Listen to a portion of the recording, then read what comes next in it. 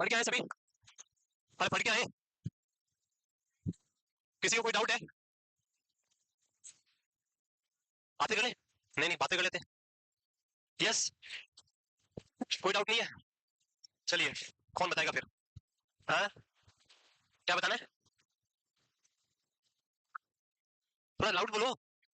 Control mode बताना है, okay. तो लाउडली बोलो ना, डर क्यों रहे हो? हैं? और कुछ? कंट्रोल मोड कल पढ़ा था क्लास में, परसों। आ गया समझ में बाकी सबको तो? चलो, पूछ लेते हैं कौन बताएगा। उनको उनको छोड़ के बाकी सबको पूछना है, क्योंकि उनको समझ नहीं आया था तो उन्होंने डाउट पूछ लिया। बाकी ने किसी ने? सबको आया है। क्या आया है देखते हैं अभी। पढ़ा तो है घर जाके, या टाइम ऐसे वेस्ट करेंगे? पहले बता दो, पढ़ा है? चलिए आगे से। पढ़ा है? हो जाओ खड़े, फिर देखें क्या पढ़ा है। सो उनका डाउट है कंट्रोल मोड समझना है उनको, समझा सकते हैं आप? है कितने टाइप का है? 3 टाइप का, कौन कौन सा? ना तो एसएमबीपी है, ना ही 3 टाइप है। मैंने क्या पूछा? कंट्रोल मोड उसके कितने टाइप है? 2 टाइप है, सीएमबी और असिस्ट कंट्रोल, 2 मोड है। ओके, दोनों में क्या डिफरेंस है? हाँ, और असिस्ट कंट्रोल मशीन से नहीं होता है। फिर तो ऐसे ही हो गया हो तो। चलो कोई नहीं, बैठ जाइए। सो क्लास क्लास में जो हमने बात किया था कंट्रोल मोड में, सीएमबी मोड और AC mode, assist control mode, दोनों ही मोड कंट्रोल मोड है। दोनों में ही 100% कंट्रोल किसका है? मशीन वेंटिलेटर का है, पेशेंट का नहीं है, याद रखें। पेशेंट अगर ब्रीथ कर रहा है, patient is breathing in control mode, that is additional, that is extra, it is not the part of ventilation. वो एक्स्ट्रा है। अगर वो उस वेंटिलेशन का पार्ट होता तो एक्स्ट्रा नहीं होता। सो वो उसमें जो भी कर रहा है, पेशेंट कुछ भी कर रहा है, वो एडिशनल है। और उससे क्या होगा? कॉम्प्लिकेशन होगा। अगर ये उस वेंटिलेशन का पार्ट होता तो कॉम्प्लिकेशन नहीं होता। फॉर एग्जांपल सीएमबी मोड में पेशेंट ब्रीथ करने की कोशिश कर रहा है, तो वो एक्स्ट्रा कर रहा है, इसलिए उसका डायफ्राम डैमेज होगा, लंग डैमेज होगा और उसको कॉम्प्लिकेशन होगा।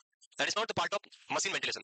या असिस्ट कंट्रोल में वो ब्रीथ कर रहा है, वेंटिलेटर को कोई मीनिंग नहीं उससे, करे तेरी इच्छा मत कर, मुझे कोई लेना देना नहीं। उससे हाइपर वेंटिलेशन होगा और उसकी रेस्पिरेटरी एल्कोलॉजिस होगा। सो वो कॉम्प्लिकेशन कोस करेगा, वो एडिशनल है, वो नॉर्मल उसका पार्ट नहीं है। सो कंट्रोल मोड में 100% कंट्रोल किसके पास था? तो आंसर इज मशीन के पास। जब सीएमबी मोड हम पढ़ते हैं तो 100% रेट जो आप सेट करेंगे, डेड वॉल्यूम जो सेट करेंगे, वो डिलीवर्ड होगा। और एक ही जो इंपॉर्टेंट पॉइंट याद रखना था वो था, पेशेंट क्या रहना चाहिए? अनकॉन्शियस। अगर पेशेंट कॉन्शियस होता है, पेशेंट गेन देयर कॉन्शियसनेस, तो पेशेंट क्या करेगा? ब्रीथ करेगा, कोशिश करेगा।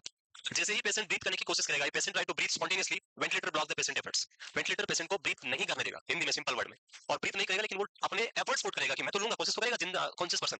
और जब एफर्ट्स पुट करेगा तो उसका डायफ्राम और लंग्स क्या हो सकते हैं? इंजर्ड हो सकते हैं। These are the complication of CMV mode. जब हमने असिस्ट कंट्रोल देखा, वहां पे सेम थिंग था कि पेशेंट अनकॉन्शियस चाहिए। अगर गेन होता है कॉन्शियसनेस, तो पेशेंट ब्रीथ करेगा, उसमें वेंटिलेटर का कोई मतलब नहीं है, उसको कोई रोल नहीं है, उसका कोई मीनिंग नहीं है, उसको ध्यान भी नहीं देगा उसमें। जो आपने वेंटिलेटर को बोला है उतना वो काम करेगा। Set rate, set ad volume कौन डिलीवर करेगा? वेंटिलेटर। अगर पेशेंट ले रहा है तो उसके एफर्ट्स को ब्लॉक नहीं करेगा और टोटल जो रेट होगा वो नॉर्मल से ज्यादा हो जाएगा। जैसे वेंटिलेशन एक्स्ट्रा होगा और उससे क्या हो जाएगा? Hyper ventilation. और उससे क्या कॉम्प्लिकेशन आएगा? रेस्पिरेटरी एल्कोलॉसिस। क्लियर? यहां तक हमने कल आई थिंक लास्ट क्लास में बात किया था। क्या हुआ सभी? कौन मस्ती कर रहा है? ना बताओ, बताओ मुझे बताओ। बेसिकली पिलर के पीछे या जिधर उधर छुप जाते हो जहां दिखती नहीं है, उनको देखने के लिए लगा रखी है चारों तरफ आंखें, और उन आंखों की नजर रहती है नीचे, और वहां से सीधा ऊपर इसलिए आते हैं लोग पकड़ने के लिए। तो इसलिए आप ये ना सोचे कि आप मोबाइल चलाओ या कुछ कर रहे हो छुपके, तो ऐसा करना आपके भविष्य के साथ खिलवाड़ है। मेरे भविष्य तो कोई प्रॉब्लम नहीं है, किसका भविष्य खराब होगा? आपका अपना। तो ऐसा ना करें। हमारे भविष्य तो हो गया, वो अंधकार होगा नहीं, वो उजाला ही है, वही रहेगा। 60-60 साल तक तो एम्स है, और बाकी बाद में क्या करना बहुत है? यस। चलो नेक्स्ट जो है, जब हम कंट्रोल मोड की बात करते हैं, so as a nurse, role of nurse in control mode. Control mode, अभी मैं यहाँ पे दोनों के अलग अलग नाम नहीं लिखूंगा, क्योंकि दोनों में नर्स का रोल सेम है। आइदर इन सीएमबी मोड और either in assist control mode, दोनों में ही क्या रोल सेम रहेगा। सो कंट्रोल मोड है। अगर आपसे पूछे कि what is the role of a nurse, तो आंसर क्या होगा? The role of the nurse is control mode, role of nurse. और नर्स की बजाय क्या लिखे हम? Nursing officer. So control mode में द मेन रोल जो आपका रहता है वो क्या रहता है? So continuous monitoring, continuous monitoring. Monitoring किस लिए करनी है? पेशेंट का कॉन्शियसनेस असेस करने के लिए, लेवल ऑफ कॉन्शियसनेस असेस करना है आपको, एंड पेशेंट हमेशा क्या रहना चाहिए? अनकॉन्शियस स्टेट में रहना चाहिए। उसके लिए आपको कंटिन्यूअस क्या करना है? मॉनिटरिंग करनी है। नाउ एग्जाम में कभी कभी क्वेश्चन आता है कि patient is in assist control mode और in control mode, and patient अपना फाइटिंग या बकिंग कर रहा है। फाइटिंग बकिंग बताया मैंने लास्ट क्लास में। सो फाइटिंग या बकिंग कर रहा है, नाउ एज ए नर्स आप पेशेंट को क्या देंगे वहां पे? तो what is the cause for fighting और बकिंग? पेशेंट ने क्या कर लिया? कॉन्शियसनेस गेन कर लिया, तो आपको उसको फिर क्या करना है? अनकॉन्शियस करना है, ड्रग देके उसको फिर से सुला देना है, तो आपका फाइटिंग या बकिंग क्या हो जाएगा? स्टॉप हो जाएगा। So continuous monitoring for level of consciousness. और हमारा जो मेन गोल है कंट्रोल में, वो एक ही होना चाहिए, patient always in unconscious state. So patient should in unconscious. अब ये दोनों कंडीशन से हो सकता है, अनकॉन्शियस इधर परमानेंट कोमा में है तो वहां तो कोई प्रॉब्लम है ही नहीं, और अगर ड्रग से चल रहा है तो ड्रग्स बंद होनी नहीं चाहिए, स्टॉप नहीं होना चाहिए, ड्रग एंड हो गया तो नया वापस तुरंत इमीडिएटली पेशेंट को स्टार्ट करना है। सो अनकॉन्शियस स्टेट में होना चाहिए। अब अगर आपको अनकॉन्शियस स्टेट मेंटेन करना हो, अगर हम आप मेडिसिन यूज कर रहे हैं, ड्रग्स की बात कर रहे हैं अगर आप, तो कौन कौन सी ड्रग्स हम यूज करते हैं पेशेंट को कंट्रोल मोड के लिए, अनकॉन्शियस स्टेट प्रोड्यूस करने के लिए? Diazepam, midazolam. So neither we use diazepam nor we use midazolam, दोनों ही नहीं यूज करते। सो सेपरेटली लिखेंगे इसके अलग से सेपरेट चैप्टर टॉपिक में, ड्रग के नाम ही बता देता हूं पूरा ताकि आपको याद रहे। Drugs use for control mode. तो हम यहाँ पे दो टाइप की ड्रग यूज करेंगे। कितने टाइप की? दो type. One is sedative drug, sedative drug, and second one is neuromuscular blocker drug, NMBD। These are neuromuscular blocker drug. Both are the same or both are different? अगर different है तो क्या difference है, और same है तो क्यों same है? One is the sedative drug and second one is neuromuscular blocking agents या drugs. क्या है बताओ? जब हम sedative drugs देंगे तो क्या होगा? है? अरे क्या प्रॉब्लम है यार, क्या होगा?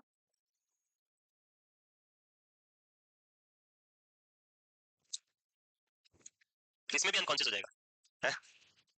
सो these two are the two different type of drugs. दो अलग अलग टाइप के ड्रग्स, एक सेडेटिव ड्रग्स है और एक न्यूरोमस्कुलर ब्लॉकिंग ड्रग है। आपको जब कंट्रोल मोड में वेंटिलेट करना है तो आपको दोनों ड्रग देनी पड़ेगी। You need both drugs. One drug produce sedation, sedation means it act on brain. ये ब्रेन को क्या करेगी? रिलैक्स करेगी, ब्रेन को सुला देगी। नींद आने वाली बात जो हम बोल रहे हैं, नींद आना, वो वाला इंपैक्ट कौन लेके आएगा? Sedative drug. And second drug is neuromuscular blocking agents. Like brain से तो सो रहा है लेकिन मसल्स नहीं सो रही, मसल्स टाइट हो रखी है तो डायफ्राम मूव नहीं कर पाएगा वेंटिलेटर और ब्रीथ नहीं कर पाएगा, तो हमें न्यूरोमस्कुलर ब्लॉकिंग एजेंट देके मसल्स को क्या करना है? रिलैक्स करना है। उसके लिए हमें ये देनी पड़ेगी डायफ्राम को रिलैक्स करने के लिए, तो उसके लिए हमें न्यूरोमस्कुलर ब्लॉकिंग एजेंट देना पड़ेगा। तो दोनों ड्रग देना पड़ेगा। For sleeping purpose you need sedative drug, और for muscle relaxation purpose you need neuromuscular blocking agent। तो दोनों के कुछ एग्जांपल्स हम बात करते हैं यहाँ पे। One is first is sedative. Sedative drug वैसे तो बहुत सारी है, जैसे आपने बोला, क्या बोला था? मिडाजोलाम एंड डाइजेपाम, लोराजेपाम, इटिजेपाम, जो भी बोला आपने, सो वो सारी लाम पाम को रहने देते हैं। The very common drug which is used for the sedation in ICU patients or in OT patient for this sedative purpose, the very common drug is propofol. First one, propofol, सुने? It's a very common group of drug which is come under the sedative group of drug and short acting sedative group. Propofol की बात करें, mechanism of action कैसे work करती है इसका, क्या mechanism of action होता है, कैसे काम करती है? अरे ऐसे करोगे तो कैसे पढ़ेंगे फिर? है मैं ही पढ़ूंगा, आपको भी तो पढ़ना है, नहीं पढ़ना है। So there are two types of neurotransmitter, one is excitatory neurotransmitter and second one is inhibitory neurotransmitter. Excitatory means the type of neurotransmitter which increase the brain activity, which increase the brain activity known as excitatory. अभी आपका कौन सा काम कर रहा है, excitatory और inhibitory? both are working, और दोनों में बैलेंस होना चाहिए। अगर बैलेंस नहीं होगा तो फिर प्रॉब्लम हो जाएगा। अगर एक्साइटेटरी ज्यादा काम करेगा तो पागल हो जाओगे, पता नहीं क्या क्या करोगे, और अगर इनहिबिटरी ज्यादा करेगा तो आप सो जाओगे। इसलिए दोनों में क्या होना चाहिए? Balance. So you have equal balance चल रहा है अभी तो। सो एक्साइटेटरी और इनहिबिटरी जो न्यूरोट्रांसमीटर है उन्हीं के ऊपर ये वर्क करती है सारी सेडेटिव ड्रग्स। जब हम बात करें mechanism of action of propofol की, तो ये ड्रग काम करती है very common neurotransmitter which is known as GABA. It's ये वाले नहीं, this is gamma amino butyric acid. GABA होता है ना, मारवाड़ी में गाबा मींस कपड़े, gamma amino butyric acid, this is the GABA. It's a type of inhibitory और excitatory neurotransmitter. GABA is the major inhibitory neurotransmitter, यानी ये ब्रेन के अंदर एक्टिविटी को क्या करता है? सप्रेस करता है, कम करवाता है। अब अगर मैं आपसे क्वेश्चन पूछूं कि सेडेटिव ड्रग दे रहे हैं उससे ब्रेन की एक्टिविटी इंक्रीज होगी या डिक्रीज होगी? यस, डिक्रीज होगी। अरे एक पे आ जाओ पहले फिर मैं आगे चलूं। डिक्रीज होगी या इंक्रीज होगी? सेडेटिव ड्रग का मतलब नींद आना, नींद कब आएगी? डिक्रीज होगी। इंक्रीज होगी तो कैसे सोएगा आदमी? पागल हो जाएगा, नहीं सोएगा, नींद नहीं आएगी, मीनिया में जो होता है वैसा हो जाएगा अगर इंक्रीज होगी तो। So sedative drug reduce the brain activity. अब मेरा क्वेश्चन ये है कि गाबा को ये ब्लॉक करेगी या गाबा को स्टिमुलेट करेगी? When you are giving propofol, it bind on the GABA receptor. अब ये GABA पे बाइंड होकर उसको ब्लॉक करेगी या स्टिमुलेट करेगी? सो सिंपल सा है कि GABA इज इनहिबिटरी न्यूरोट्रांसमीटर, ये इनहिबिशन करने वाला है। इनहिबिशन करने वाले को हमें क्या करना है? स्टिमुलेट करना है ताकि ब्रेन में ज्यादा से ज्यादा इनहिबिट होगा और उससे पर्सन हो जाएगा। So it's a drug which is known as GABA agonist drug. इसको हम क्या बोलते हैं? GABA agonist। GABA agonist means जो GABA के साथ में मिलकर काम करती है, उसके एक्शन को बढ़ाती है, इसको हम बोलते हैं GABA agonist। So this is the mechanism of action of your propofol। Clear? Yes. So it increase the GABA activity and produce sedation. Next, onset. Onset की बात करें कितने टाइम इसका एक्शन स्टार्ट हो जाता है, तो it will produce the action with in 15 to 20 second. Drugs देने के 15 से 20 सेकंड में पेशेंट में सेडेटिव इफेक्ट आना स्टार्ट हो जाएगा with the help of propofol. Propofol is a type of white milky colour of drug, white colour का आता है, मिल्क जैसा ड्रग आता है। अगर हम बात करें इसकी, तो प्रोपोफोल जो है जब पेशेंट को इंजेक्शन लगाते हैं तो it will produce severe pain as a side effect. अगर हम बात करें इसके साइड इफेक्ट, तो ये क्या करेगा? It produces severe pain. Pain क्यों होता है?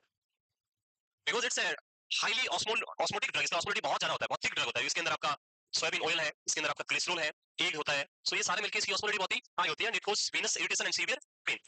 पेन को रिड्यूस करने के लिए हम यहाँ पे either we can give lignocaine before giving propofol or we can mix the lignocaine in propofol, दोनों कर सकते हैं आप। सो मोस्टली हम क्या करते हैं, we mix the lignocaine। lignocaine क्या होता है? lignocaine is a local anesthetic, 2% lignocaine। सो हम क्या करेंगे, पेन को रिड्यूस करने के लिए propofol के साथ में क्या मिला देंगे, lignocaine। if you are giving 1 mg propofol, 1 mg propofol, you will add 1 ml lignocaine, 2%। Strength क्या रखना है, अगर आपको 1 mg propofol देना है तो उसके साथ में 1 ml lignocaine क्या करना है, मिक्स कर देना है, तो उसका पेन जो है वो रिड्यूस हो जाएगा। अदर कॉम्प्लिकेशंस में अगर हम बात करें तो ये जो आपका क्या है प्रोपोफोल है, ये एलर्जी प्रॉब्लम कर सकता है, एलर्जी या allergic reactions in case of a patient suffering with egg allergy. अंडे से क्या पेशेंट को एलर्जी है तो उसमें क्या सिम्टम आ सकते हैं, एलर्जिक सिम्टम आ सकते हैं। तो प्रोपोफोल देने से पहले क्या हिस्ट्री कलेक्ट करना है कि आपको एक अंडे से एलर्जी तो नहीं है, अगर एलर्जी है तो आप प्रोपोफोल उसको प्रोवाइड नहीं करेंगे, because in composition of propofol हमें क्या मिलेगा, अंडा मिलेगा, तो उसकी वजह से एलर्जिक रिएक्शन आ सकती है। And one more thing which you remember that risk for infection, if you are giving propofol it can increase the risk for infection. Why? Because propofol is a type of drug which provide a favorable medium for growth of bacteria. Propofol is having high amount of soybean oil and soybean is having high amount of protein, जो bacteria की growth के लिए best है। Second thing, propofol is having glycerol, glycerol होगा जिसमें बहुत सारा dextrose होगा, ग्लूकोज होगा, और उसमें भी अच्छी बात है। And it's a type of hyperosmotic environment जो बैक्टीरिया के लिए बेस्ट होता है ग्रोथ करने के लिए, तो यहाँ पे बैक्टीरियल ग्रोथ होने के चांसेस बहुत ज्यादा होते हैं, और इसी वजह से इन्फेक्शन की रिस्क भी वहाँ पे क्या होती है, बढ़ जाती है। इसलिए जो वाइल होती है उसको ओपन करने के बाद हम विद इन 6 आवर्स में क्या करते हैं, कंज्यूम कर लेते हैं उसको, हम 6 घंटे बाद यूज नहीं करते, फेंक देते हैं। अगर आप यूज करेंगे तो बैक्टीरियल ग्रोथ होने के चांसेस बढ़ते हैं। So this is all about the propofol. Other drug जो हम यहाँ पे यूज करते हैं दैट इज, और क्या यूज कर सकते हैं, और a very common drug which we are using that is thiopentone। thiopentone सुना है, नहीं सुना, वेरी गुड, कहाँ पढ़े हो, very good. thiopentone sodium is a type of drug which very commonly used during ECT, electroconvulsive therapy, सुना है। why we are giving in ECT this drug, कौन सी ग्रुप की ड्रग है ये, पता नहीं, ड्रग आते हैं आप लोग इतने क्यों नर्वस हो जाते हो, ड्रग आती है तो ऐसे खुशी होनी चाहिए, मजा आएगा, अब आएगा कुछ तो आएगा। कौन सी ग्रुप की ड्रग है ये, so it's a type of anti anxiety, anti anxiety and anti anxieties are divided into two groups, one is the benzodiazepines and second one is the barbiturate, सुना है। this is the drug which come under the barbiturate, ये कौन सी है, barbiturate, it is only the drug barbiturate, it's the shortest acting barbiturate and it is only the drug which does not have barb in the spelling, इसकी spelling में barb word नहीं आता, बाकी सारी barbiturate में barb आता है, like phenobarbital, amibarbital, secobarbital, pentobarbital, सब में barb वर्ड आएगा, but it is only the drug जिसमें barb वर्ड नहीं आता but है barbiturate and it is the shortest acting barbiturate, thiopentone sodium। it is also GABA agonist drug, ये भी कौन सी ग्रुप की ड्रग है, GABA agonist, and it also have the same onset time period, onset is also same, that is nearby 15 to 20 second, but the difference between this thiopentone and the propofol is this thiopentone produces no allergic like एक allergy जो अपन propofol के साथ देख रहे थे वो नहीं मिलेगा आपको, it will not produce any pain, दर्द नहीं होगा, and one more common problem is when we are providing propofol it produces severe hypotension, BP को बहुत कम करता है propofol, but इसके साथ उतना severe hypotension देखने को नहीं मिलेगा। so if patient is having allergy to egg then we will not use propofol, तो हम क्या यूज कर सकते हैं, we will use this thiopentone sodium जो ज्यादा सीवियर कोई कॉम्प्लिकेशन यहाँ पे प्रोड्यूस नहीं करता, little bit hypotension will produce by thiopentone sodium, clear। the next group is third drug, that is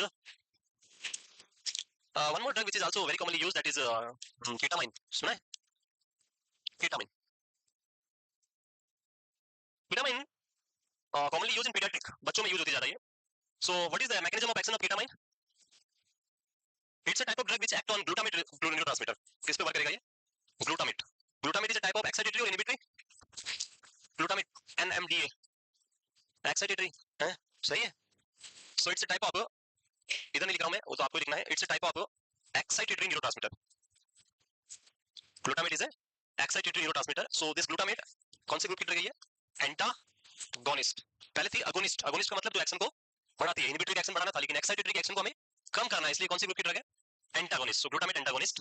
the onset of time अगर हम बात करें इसकी, तो this drug will produce erection near by 30 to 60 seconds, इसका थोड़ा टाइम ज्यादा लगता है।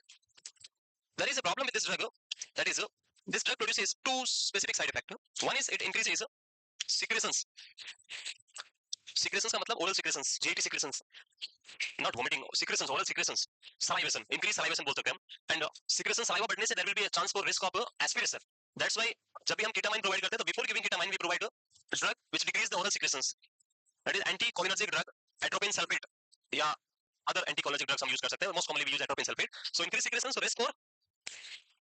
risk for aspiration, and इसको prevent करने के लिए use anticholinergic, anticholinergic before giving ketamine, anticholinergic example atropine sulfate 0.6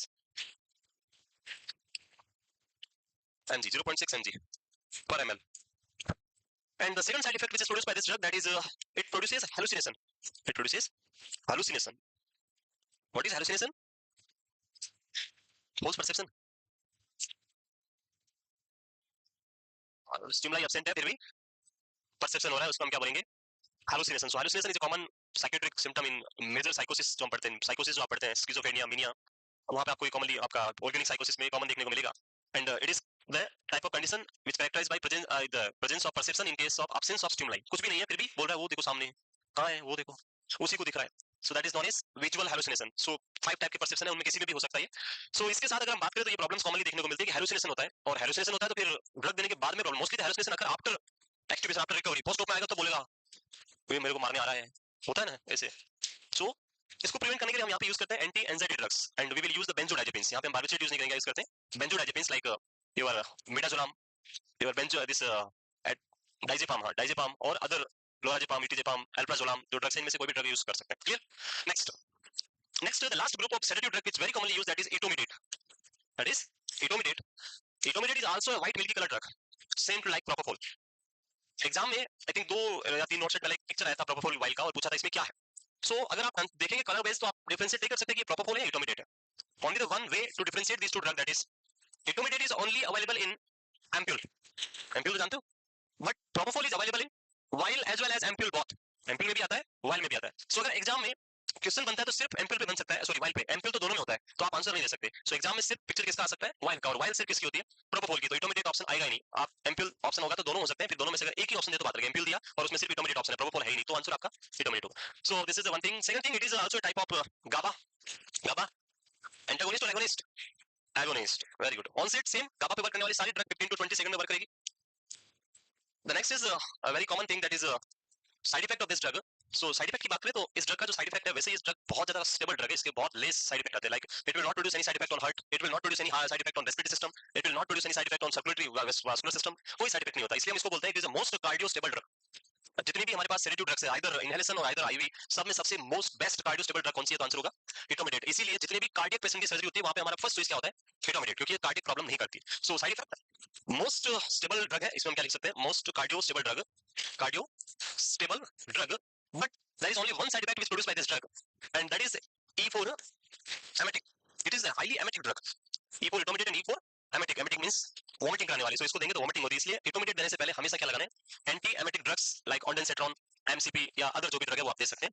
so anti emetic drug लगानी है. This is all about the sedative drugs. तो ये 4 ड्रग याद रहेगी? सिंपल है तो याद रह जाएगी, नहीं रहेगी? ये भी इतना सा पढ़ा है मैं, जब एनेस्थीसिया पढ़ाऊंगा तो इतना सारा होगा, बहुत बड़ा होगा. तो ये 4 तो कम से कम याद रहेगी. There are 4 sedative drug. One is propofol, second one is, third is, and fourth is. Clear? चले आगे. नेक्स्ट सेकंड ग्रुप कौन सा था? न्यूरो. लिखना है? लिखा नहीं? कहां से लिखना है? अरे ये क्या कर दिया आप लोगों ने? यही है फर्स्ट, और क्या ऊपर खाली है? और क्या है? ये भी नहीं लिखा?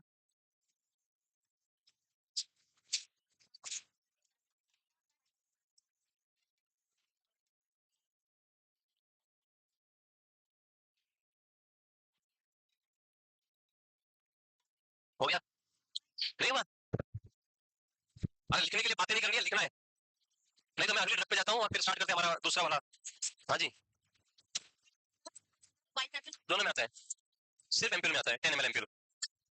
नहीं नहीं, पाउडर नहीं आता, लिक्विड मिल्क जैसा लिक्विड आता है, दोनों ही, दोनों लिक्विड होगा. हो गया? हटा दें इसको? हाँ जी. अरे डराओ मत ऐसे भाई. हाँ.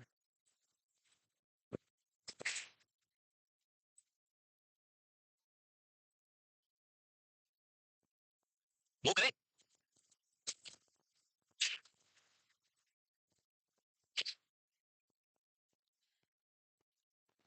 अरे लिख लिया. Next second group of drug, that is, ये हो गया.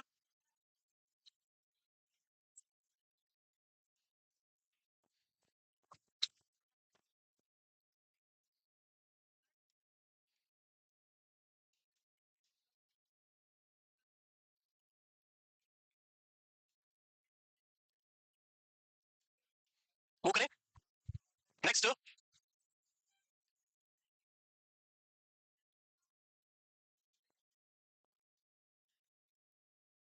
आप लोगों को क्या लग रहा था पीपीटी में लिखेंगे, ऐसा सोच रहे थे? पीपीटी में नहीं लिखा है, कुछ भी नहीं है। आज सारा इधर मैं ही लिखूंगा, पीपीटी खाली है। मेरा लिखा हुआ समझ तो आ रहा है? हाँ, बस फिर यही लिखना है आज। हो गया। Next is second drug, that is thiopentone sodium and ketamine.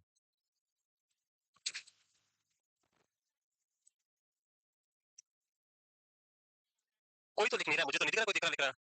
कौन लिख रहा है? चार ही लिख रहे हैं, तो बाकी आप पास वालों को देख के लिख लो। So thiopentone sodium is a barbiturate group of drug, anti-anxiety, and it is the shortest acting group of drug जो barbiturate में आती है। barbiturate चार कैटेगरी होती है, इसमें अल्ट्रा शॉर्ट एक्टिंग कौन सी आपकी? thiopentone sodium, action is only for 10 to 15 minutes only, maximum, उससे ज्यादा नहीं आता है। So ultra short acting group of drug है ये। Then next is ketamine, it is, ये है ऑनसेट। ऑनसेट का मतलब इफेक्ट आना कब स्टार्ट होता है, और एक होता है ड्यूरेशन ऑफ एक्शन, वो होता है मैं जो बोल रहा हूँ 10 to 15 मिनट्स के लिए वो बॉडी में काम करेगी, उसके बाद वापस पर्सन नॉर्मल हो जाएगा। तो काम करना स्टार्ट करेगी 10 से 15 सेकंड में, और उसका इफेक्ट कितने टाइम तक रहेगा? 10 to 15 मिनट्स तक। Next is ketamine, commonly use in paediatric, ज्यादा बच्चों में हम इसको ज्यादा यूज करते हैं, और it's a type of glutamate antagonist. Hallucination, secretions, Tuesday paper जो होगा उसमें जो हम पढ़ रहे हैं फर्स्ट इमरजेंसी इंट्रोडक्शन से लेके जो पढ़ेंगे वो सारा आएगा, और आपको पढ़ के आना है। अभी से ही बता रहा हूँ मैं पहले ही, बहुत कुछ आएगा, और मैक्सिमम मेरा ही आएगा, क्योंकि वो टेस्ट में एक भी क्वेश्चन नहीं दिया था। ठीक है, तो तैयार रहे, पढ़ते रहे, जहां भी डाउट लगे पूछ ले। टेस्ट में नंबर ऐसे ही ऊपर मैं आऊंगा वापस रिजल्ट लेके, तो नंबर ऊपर ही आने चाहिए, कम नहीं आने चाहिए। 90 अबव तो बाद में थोड़ा टेस्ट देने तो इनको, नहीं तो अभी। यस, मूव करें। Next, the last is etomidate. So etomidate GABA and agonist 15 to 20 second, और it is most hardest table with highest emetic effect, vomiting produce करती है, सो हम क्या देंगे इसके साथ में? Anti emetic. सो नेक्स्ट लिखिए आप सेकंड ग्रुप ऑफ ड्रग। लिखना नहीं है, पहले समझना है, उसके बाद लिखना है। न्यूरो मस्कुलर ब्लॉकिंग एजेंट या ड्रग। तो बेसिकली ये ड्रग किस पे वर्क करेगी, कौन से रिसेप्टर पे वर्क करेगी? Neuromuscular blocking. Neuromuscular blocking agent work on which receptor? Receptor जानते हो? This is receptor is a site where a substance or a drug can bind and produce their effect. That is known as receptor. So receptor अलग अलग type के होते हैं, नहीं होते? Mainly there are 4 type of receptor in our body, जो हम pharma में पढ़ेंगे। cholinergic receptor, adrenergic receptor, dopamine receptor and opioid receptor. सुने? आज तो सुन लिए। ये ड्रग किस पे वर्क करेगी? Out of these 4, on which receptor this drug will bind? Opioids, dopamine, cholinergic, adrenergic, किसी पे नहीं, सभी पे, मसल पे। Very good. चलिए. So before giving the detailed list of this drug, I will tell you the basic concept of this. So there is a type of receptor which is known as cholinergic receptor. Cholinergic receptor. Cholinergic receptor are basically 2 types. One is muscarinic receptor, and second one is nicotinic receptor. Muscarinic and nicotinic. Muscarinic are basically कितने type है? 5 type, M1, M2, M3, M4, M5. I'm not going detail about this, आगे तो farm पढ़ेंगे, पर इतना याद रखें। And nicotinic are divided into 2 types, N1, N2. N1 is also known as NM, and N2 is also known as NN. This NM, N4, neuro, M4, muscular receptor, which is the nicotinic type of receptor. Nicotinic किसका type है? Cholinergic का, मतलब ये drug जाके किस पे bind करेगी? Cholinergic receptor पे। ये बताने के लिए बनाया, समझ में आया? So it bind on N1 type of nicotinic receptor and block them. Block करती है, इसलिए उसको हम बोलते हैं neuromuscular blocking agent. So nicotinic, या सॉरी हमारी न्यूरोमस्कुलर ब्लॉकिंग एजेंट किस पे बाइंड करती है? N1 nicotinic receptor, या जिसको हम बोल सकते हैं NM nicotinic receptor। क्लियर? तो स्टार्ट करें। ये तो एडिशनल फार्मा का पार्ट है, मैं फार्मा में से भी पढ़ाऊंगा। इनकी ये जो नाम रखे गए इनकी लोकेशन के बेसिस पे है। एनएम जो है वो न्यूरॉन और मसल के बीच में जो जंक्शन होता है वहां प्रेजेंट होता है, इसलिए इसको बोलते हैं एनएम। और ये प्रेजेंट होता है एनएन, न्यूरॉन एंड न्यूरॉन के बीच में जंक्शन होता है। What the name for this junction? Junction between 2 neuron.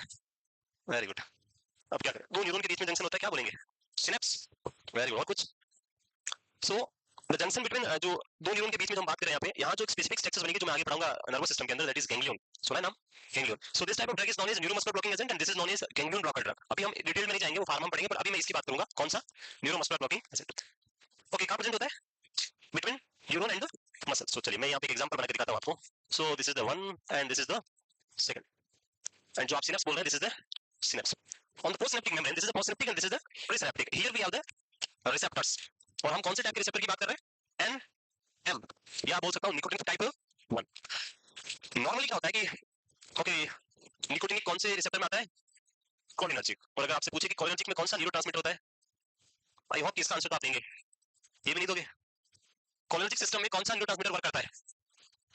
ACH, that is acetyl choline. So यहाँ पे जो आपका टर्मिनल बटन्स होते हैं न्यूरॉन के, वहां पे उसमें क्या बना रहेगा? Acetyl choline. ये एसिटाइल कोलिन यहाँ से रिलीज होगा, वो कैसे होगा, वो सारा नर्वस सिस्टम में पढ़ाऊंगा, अभी इतना समझे कि रिलीज हो गया, पर रिलीज होकर कहाँ आएगा, इधर। यहाँ आके क्या बाइंड, किस पे बाइंड होगा, ये अपने रिसेप्टर पे, रिसेप्टर को ओपन करेगा, और जैसे ही ओपन करेगा यहाँ पे हाई अमाउंट में, बाहर की तरफ क्या होता है सेल के बाद सोडियम, और सेल के अंदर पोटेशियम। सो जैसे ही चैनल ओपन होगा, हाई अमाउंट में किसका इन्फ्लक्स होगा, सोडियम का, और सोडियम जब सेल के अंदर जाएगा तो this is known as depolarization, this is known as depolarization. इसी के बेसिस पे हमारी दो ड्रग है जो मैं यहाँ पे पढ़ाऊंगा आपको। तो चलिए आ जाइए, कहाँ गया, neuromuscular blocking agents. The first one is on basis of, on the basis of action, on the basis of action. Action के बेसिस पे जो न्यूरोमस्कुलर ब्लॉकिंग एजेंट है दो टाइप के हो सकते हैं। One is depolarising drug, depolarizing neuromuscular blocking drug, and second one is non depolarizing drug, non depolarizing drug, neuromuscular blocking drug. What is depolar, मैंने स्पेलिंग गलत लिखा है, depolarizing, LA लिखना है इसमें। So what is the depolarization? When sodium move into the cell and cell lose their actual charges, that is known as depolarization. Cell का जो charge होता है वो खत्म हो जाता है क्योंकि सोडियम सेल के अंदर जा रहा है, तो इसको हम क्या बोलते हैं, depolarization। पहली जो हमारी ड्रग है उसका नाम भी लिखा हुआ है, कि को मैं क्लियरली लिख देता हूँ, डीपोलराइजिंग ड्रग। सो पहली जो ड्रग है वो वर्क करती है सेल को डीपोलराइज करके। जब हम नर्वस सिस्टम पढ़ेंगे और डिटेल में जब इसकी बात करेंगे तो आप देखोगे कि जो डीपोलराइजेशन होता है यहाँ पे, डीपोलराइजेशन का मतलब है कि सोडियम का एंट्री अंदर होना, जैसे ही ये सेल डीपोलराइज होगा उसके बाद नेक्स्ट प्रोसेस आता है, इसको हम बोलते हैं रीपोलराइजेशन, जहां पे पोटेशियम के क्या होते हैं, लीकी चैनल होते हैं, and through this potassium will move out, और पोटेशियम जब बाहर जाएगा तो सेल वापस अपना एक्चुअल चार्ज गेन कर लेगी, that is known as repolarization. So पहले डीपोलराइज होगा, देन रिपोलराइज होगा, फिर डीपोलराइज, फिर रिपोलराइज, ये प्रोसेस चलता रहेगा और इन्फॉर्मेशन एक पार्ट से दूसरे पार्ट पे मूव करती रहेगी और आपका पर्सन एक्टिव रहेगा। हमने क्या किया, पेशेंट को एक ड्रग दिया जिसका नाम है डीपोलराइजिंग ड्रग, मैंने जो प्रोसेस कैटेगरी लिखी इसका नाम क्या था, डीपोलराइजिंग। ये ड्रग क्या करेगी, इट एक्ट लाइक एसिटाइलकोलिन, जैसे ब्लू कलर एसिटाइलकोलिन का है, and this black colour for the depolarising agent. ये कौन सी ड्रग है, depolarising agent, it act same like the acetylcholine. जैसे एसिटाइलकोलिन रिसेप्टर को ओपन कर रहा है वैसे ये भी क्या करेगा, इनको ओपन करेगा। जब ये रिसेप्टर ओपन हो गए, नॉर्मली एसिटाइलकोलिन को ओपन कर रहे हैं और जितना सोडियम इनको रिक्वायर्ड है उतना अंदर लिया। मैं एग्जांपल लेता हूं यहाँ पे कि फॉर एग्जांपल कि 100 सोडियम अंदर जाता है तो ये सेल कितना बाहर निकाल सकती है, 100। This is the capacity of this cell, इससे ज्यादा नहीं कर सकती। ये 100 सोडियम को अंदर लेगी और 100 पोटेशियम बाहर जाएगा, तो सेल वापस एग्जिट चार्ज जाएगा। अब हमने ड्रग दिया और ये ड्रग भी किसकी तरह वर्क कर रही है, एसिटाइलकोलिन की तरह। इट मींस ये इस चैनल को एसिटाइलकोलिन ने ओपन किया, पहले 100 सोडियम अंदर आ गया, अब कौन ओपन कर देगा, ड्रग। और ड्रग ओपन करेगा तो यहाँ से और कौन अंदर आएगा, सोडियम। सो तो पहले आ गया, फॉर एग्जांपल ड्रग ने कितने भेज दिए, 50, तो इसने सेल को एक्स्ट्रा डिपोलराइज कराया नहीं कराया, इसलिए इसका नाम क्या है, डीपोलराइजिंग एजेंट। अब बाहर निकालने की बात करें तो सेल के पास लीकी चैनल है, तो क्या बाहर निकालते हैं, पोटेशियम। कितने पोटेशियम बाहर निकाल सकते हैं, 100। जब 100 पोटेशियम बाहर जाएंगे तो चार्ज अभी भी कितना बचेगा सेल के पास, और ये जो 50 चार्जेस बचा रहेगा ये सेल को डिपोलराइज स्टेट में रखेगा, उसको रिपोलराइज नहीं होने देगा। और जब सेल परमानेंट डिपोलराइज हो जाएगी, रिपोलराइज नहीं होगा, तो इन्फॉर्मेशन आगे ट्रेवल नहीं करेगी, इन्फॉर्मेशन वहीं पे स्टॉप, और इन्फॉर्मेशन स्टॉप तो ब्रेन की एक्टिविटी स्टॉप और पर्सन सो जाएगा। Yes or no? This is known as first type of drug, which is known as depolarizing drugs. And the example of this drug is a very common group of drug or very common drug, which is succinylcholine. सुना है succinylcholine? So succinylcholine is a type of drug which is come under the depolarizing agent and it causes permanent depolarization of the membrane, और उसकी वजह से repolarization बंद हो जाएगा और आपका एक्शन वहीं पे स्टॉप हो जाएगा। तो इसमें आप लिखेंगे पहला example, the first example is depolarizing agent में आपका एग्जांपल क्या हो गया, succinylcholine। एंड जितनी भी ड्रग है जो हमारे न्यूरोमस्कुलर ब्लॉकिंग एजेंट में आती है उसमें सिर्फ ये एक सिंगल ड्रग है जो किसमें आती है, डीपोलराइजिंग एजेंट में आती है, बाकी सारी कौन सी होती है, नॉन डीपोलराइजिंग एजेंट। अब यहाँ पे दूसरा क्वेश्चन, ये पहला क्वेश्चन तो याद रखें एग्जाम में क्योंकि एक ही ड्रग है जो इसमें आती है, इसलिए क्वेश्चन बन जाता है। दूसरा क्वेश्चन आता है, आपने आई थिंक पढ़ा हो कभी, आई थिंक 2 या 3 पहले क्वेश्चन आया था एग्जाम में कि which of the following is an example of reversal drug, ऐसा क्वेश्चन आया था, सुना है रिवर्सल ड्रग, नहीं सुना। सो रिवर्सल मींस जो आपने मसल को पैरालाइज किया है, मसल को जो रिलैक्स किया है उसको वापस एक्टिव करना है, उसको हम क्या बोलते हैं, रिवर्सल ड्रग। रिवर्सल ड्रग क्या करती है, नॉर्मली क्या होता है कि जब यहाँ से एसिटाइलकोलिन रिलीज होता है, एसिटाइलकोलिन की एक्टिविटी जब एंड हो जाती है तो एंड होने के बाद जो एसिटाइलकोलिन यहाँ पे बच जाता है, जो भी बच गया है मान लिया अमाउंट, इसको डिस्ट्रॉय करने के लिए here we have a special type of person, and this person is very dangerous type of person with very happy face, and इसके हाथ में क्या है, देयर आर 2 सीजर्स, 2 कैंची इसके पास। So whatever amount of acetylcholine remain here, उसको ये क्या कर देगा, डिस्ट्रॉय कर देगा, खत्म कर देगा, सीजर से काट के पूरा क्या कर देगा, खत्म कर देगा। जब एसिटाइलकोलिन यहाँ पे नहीं रहेगा तो क्या ये रिसेप्टर स्टिमुलेट हो सकते हैं, और रिसेप्टर स्टिमुलेट नहीं होंगे तो क्या एक्टिविटी आगे जा सकती है, तो क्या पर्सन कॉन्शियस होगा। हमें पर्सन को कॉन्शियस करने के लिए किसका लेवल बढ़ाना है, एसिटाइलकोलिन का लेवल बढ़ाना है, जिससे ये रिसेप्टर स्टार्ट होंगे और आपका एक्शन स्टार्ट होगा। मैं अगर आपसे क्वेश्चन पूछूं कि आपने पेशेंट को जो ड्रग दिया है वो दिया है डीपोलराइजिंग ड्रग, जो मैंने अभी लिखा है सक्सिनलकोलिन, डीपोलराइजिंग ड्रग। ये ड्रग किसकी तरह वर्क करती है, एसिटाइलकोलिन की तरह वर्क करती है, आपने दे दिया और इसने इसको क्या कर दिया, परमानेंट डीपोलराइज कर दिया। अब जो यहाँ पे बच गया उसको ये क्या कर देगा, डिस्ट्रॉय करेगा, यस और नो। और क्या इसके डिस्ट्रक्शन करने से यहाँ पे एसिटाइलकोलिन का लेवल बढ़ेगा या कम होगा, कम होगा। सो रिवर्सल ड्रग जो हम यूज करते हैं वो रिवर्सल ड्रग का पर्पस क्या है, वो ड्रग आके सीधा किसके ऊपर बाइंड होती है, डिपेंड कर यूज करते हैं। ये भाई साहब की जो सीजर है इन दोनों चीजों को क्या कर देती है, जब सीजर ब्लॉक हो जाएगा तो drug destruction stop, drug destruction नहीं होगा तो एसिटाइलकोलिन का लेवल इंक्रीज, एसिटाइलकोलिन का लेवल बढ़ेगा तो रिसेप्टर वापस क्या हो जाएंगे, ओपन, और रिसेप्टर ओपन तो आपकी एक्टिविटी स्टार्ट हो जाएगी। जब हम सक्सेनाइलकोलिन दे रहे हैं तो रिसेप्टर ऑलरेडी पहले से क्या है, पहले से ही क्या है, ओपन है, और अगर आप इसको रिवर्सल ड्रग देंगे तो ये एसिटाइलकोलिन को, जो सक्सेनाइलकोलिन और एसिटाइलकोलिन उनको डिस्ट्रॉय नहीं करेगा, और वो रिसेप्टर को और ज्यादा क्या करेंगे, ओपन करेंगे, ज्यादा ओपन होगा तो और ज्यादा सोडियम का जाएगा अंदर और सेल और ज्यादा परमानेंटली डिपोलाइज होगी। तो क्वेश्चन जो सिंपल सा है कि जब हम डिपोलाइजिंग एजेंट देते हैं तब हम रिवर्सल ड्रग यूज करेंगे या नहीं करेंगे, सोच के देख के आंसर देना है। जब आप सक्सेनाइलकोलिन ड्रग दे रहे हैं व्हिच इज सेम एसिटाइलकोलिन, तो आप पेशेंट को, जो रिवर्सल ड्रग की हम बात करें जो किसको ब्लॉक करें, इसको डिस्ट्रॉय करने वाले को, क्या हम इसको यूज करेंगे या नहीं करेंगे, हमें एसिटाइलकोलिन को डिस्ट्रॉय करवाना है या नहीं करवाना है, इस केस में नहीं करवाना है। वन मोर टाइम, जो मैंने अभी तक समझाया, समरी बताई, एसिटाइलकोलिन रिलीज होता है, अपने चैनल को क्या करता है, ओपन करता है, उससे किसकी एंट्री होती है, सोडियम की, 100 सोडियम अंदर है तो 100 पोटेशियम बाहर गया, this is the capacity of this cell. यहां तक clear.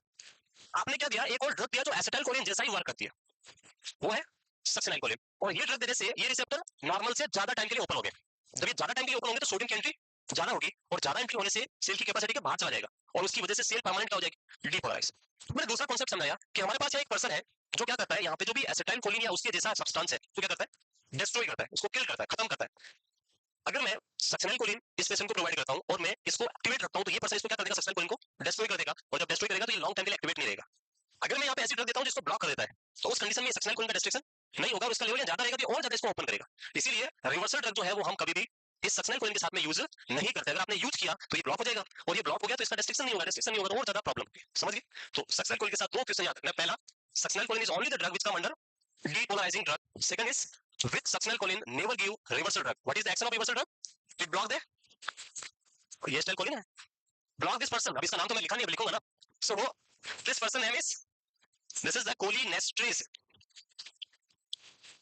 cholinesterase, and the name of the reversal drug is anticholinesterase, reversal drug is anticholinesterase, and the example of reversal drug is neostigmine, pyridostigmine, neostigmine, pyridostigmine,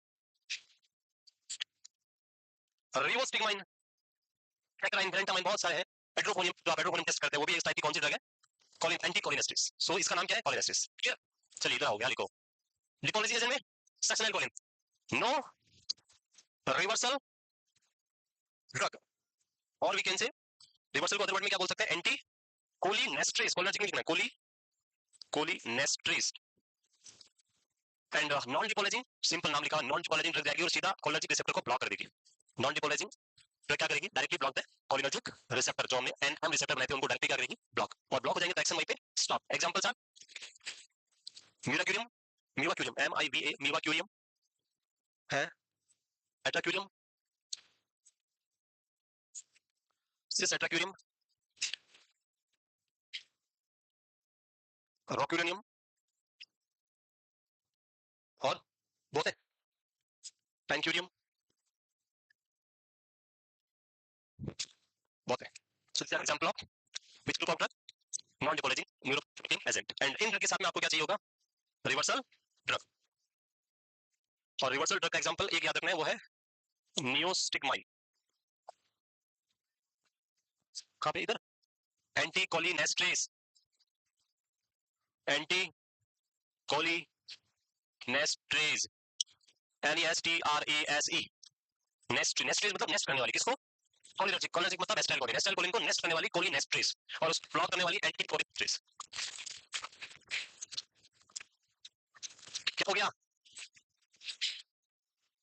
sis CIS, ये वापस लिख दो, atracurium, cis atracurium, cis atracurium, this is the cis atracurium. So ये दोनों किसके basis पे था, on the basis of action, दो टाइप का action, one is depolarizing agent, second one is non depolarizing. Depolarizing के अंदर एक ही एग्जांपल याद रखना है, सक्सेनाइलकोलिन, बाकी सारे याद नहीं रखने क्योंकि वो सारे नॉन डिपोलाइजिंग आएंगे, तो एक याद रखना है, one that is succinylcholine, come under the depolarizing agent, वो मैकेनिज्म याद नहीं, छोड़ दो उसको, नाम एक याद रहेगा। दूसरा याद रखना है कि non depolarizing agent required reversal but depolarizing drug does not required reversal, दो लाइनें इतनी याद रख लोगे। चलिए आगे, आगे का वो this reversal drug neostigmine, neo, NU। Next B classification that is on the basis of duration of action. अरे सारी लोग बातें नहीं कर रही है, पहली बार पढ़ोगे यही लगेगा, यही पता चलेगा, इतना ही, इतना तो लगा ना बहुत है, घर जाके पढ़ोगे तो ज्यादा पता लगेगा, पहली बार ही पढ़े हो, नाम ही आज ही सुना है, कैसे पता चलेगा, है? यस। हाँ, तो अगली बार घर जाके वापस पढ़ना है कल। यस, लिख लिया। So on the basis of duration of action the drug is divided into 4 category. The first one is ultra short acting, ultra short acting, and under this we have one drug that is, जो अभी मैंने याद करवाई थी कौन सी, succinyl choline. It's ultra short acting group of drug, बहुत short time के एक्शन देती है। Onset of action it will take near by 30 to 60 second, 30 to 60 second for onset, and duration for action it will produce the effect for near by 5 to 10 minutes, 5 to 10 minutes. So जब आपको कोई short procedure करना है तो हम कौन सा drug use करेंगे, succinylcholine. But succinylcholine के साथ में कोई रिवर्सल नहीं देना है। जैसे for example you are going for ECT, क्या यूज करते हैं, सक्सिनाइल कोलिन, क्योंकि ECT is a short procedure for 5 to 10 minute only, और उतने देर में ड्रग का इफेक्ट वापस खत्म हो जाएगा।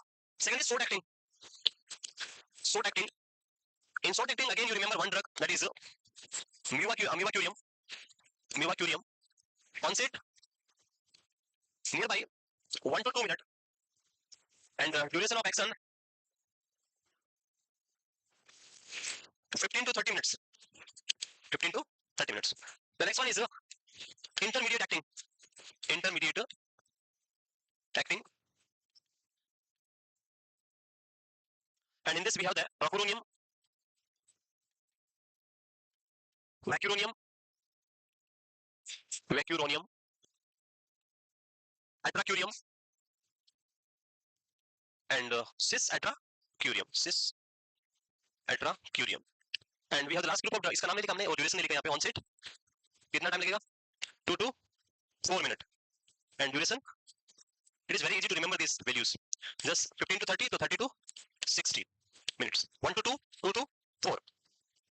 Last group of drug is long acting, and in long acting duration of action and onset is 3 to 5 minutes, 3 to 5 minutes, and duration 60 to 90 minutes.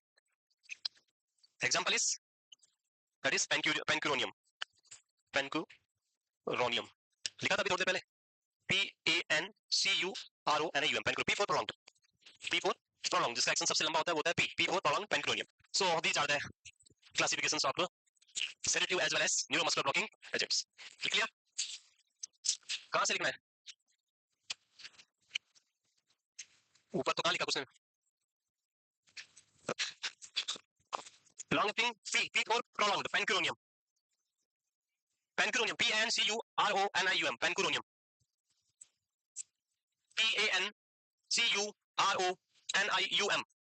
pancuronium. So ये सारी जो मैंने लिखा है अभी, इनका पर्पस क्या था यहाँ पढ़ने का, ये हो गया।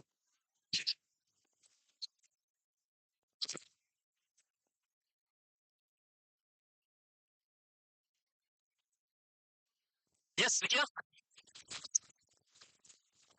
सो ये जो ड्रग हमने लिखी अभी, इनका पर्पस क्या था वो कौन बताएगा, ऊपर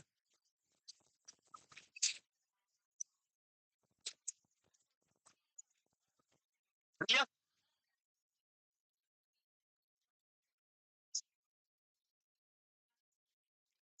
Who will tell me the purpose of these all drugs की हमने क्यों लिखी है, ऐसे ही लिख लिया आप लोगों ने। चलिए देखिए, अब तो मैं खड़ा करता हूँ, कौन बताएगा। ये सही से लिखना, पेनकुरोनियम, PANCURONIUM, पेनकुरोनियम। पी बहुत याद रखना है, पी फॉर प्रोलॉन्ग।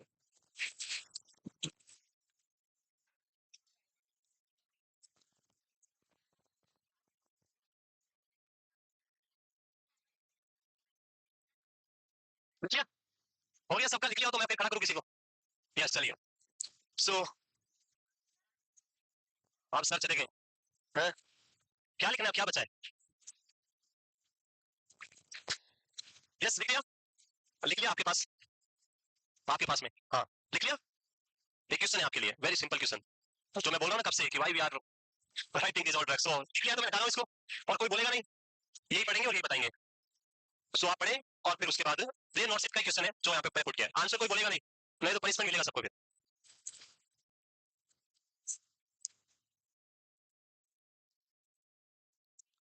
आंसर होगा, अरे वो नहीं दिख रहे हैं, इनको खड़ा करके दिखना चाहिए ना, बेटे वो तो नहीं दिखेगा, पता नहीं चलेगा। What will be the answer है, बी इज पेनकुरोनियम, प्रोलॉन्ग, जो हमने अभी लिखी थी वही। चलो बैठ जाओ, बैठ जाओ, पता नहीं देखते हैं, मुझे क्या पता, हाँ इधर से बताओ, दिखेंगे भी नहीं मेरी तरफ तो, है यस, हाँ आप स्माइल कर रहे हैं, आप ही को बताना है उनको, वो पीछे पीछे उधर देख रहे हैं, देखो हाँ बताओ क्या होगा, वो हाथ नहीं, बताओ है बी, क्यों ए नहीं दे सकते? हाँ ए नहीं हो सकता है कोई, हाँ क्या होगा बी भाई, पेशेंट को क्या प्रॉब्लम है, पेशेंट इज हैविंग, नहीं इसमें क्या प्रॉब्लम हो रही है पेशेंट को, क्वेश्चन में क्या प्रॉब्लम है, वेंटिलेटर के साथ फाइट कर रहा है, मतलब पेशेंट क्या हो गया कॉन्शियस, तो अब हमें क्या करना है वापस, मसल को रिलैक्स करना है, उसकी मसल एक्टिव हो गई है, तो आपको क्या करना है, ये ड्रग देना है, that is B. Just a minute, thank you, right answer है ये। हम कंटिन्यू करते हैं, हमारा जो नेक्स्ट मोड लिखे S I M mode, just a second, hello.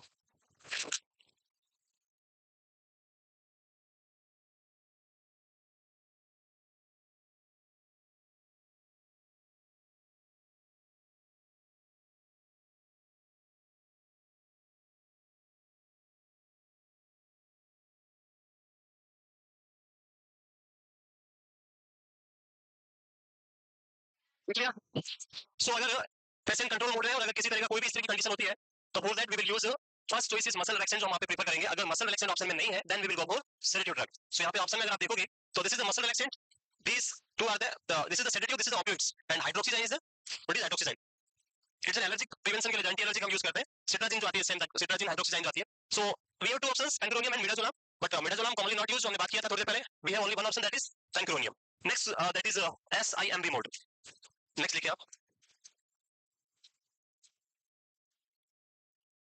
स्वासिस control हो गया था, स्वासिस कंट्रोल कंप्लीट हो गया था। नेक्स्ट एसआईएमबी मोड, एक एग्जाम में इसका फुल फॉर्म पूछा था, एसआईएमबी स्टैंड फॉर, तो आई थिंक सबको पता है what is SIMV, synchronized intermittent mandatory ventilation, so full form is the synchronized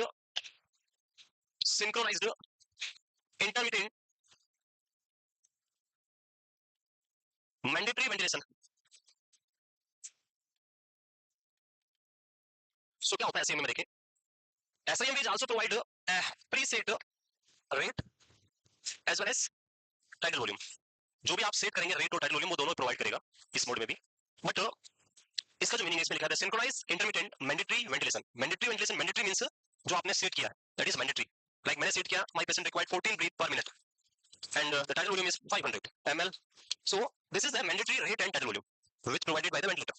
But in SIMD mode, ventilator allow or trigger the patient to breathe spontaneously in between mandatory breaths या synchronized breath. So यहाँ पे क्या हो रहा है कि mandatory ventilation तो मिलेगा, but ventilator क्या करता है पेशेंट को अलाउ करता है यहाँ पे, जैसे मैंने लास्ट क्लास में एग्जांपल दिया था, in assist control mode ventilator does not allow the patient to breathe spontaneously, वो बोल रहा है आपकी मर्जी जो करो, मुझे आपसे लेना देना नहीं है। बट इस मोड में क्या कह रहा है, पर्सन वेंटिलेटर को बोल रहा है, वेंटिलेटर पर्सन को बोल रहा है कि you may breath, if you are breath I will count them in total breath count.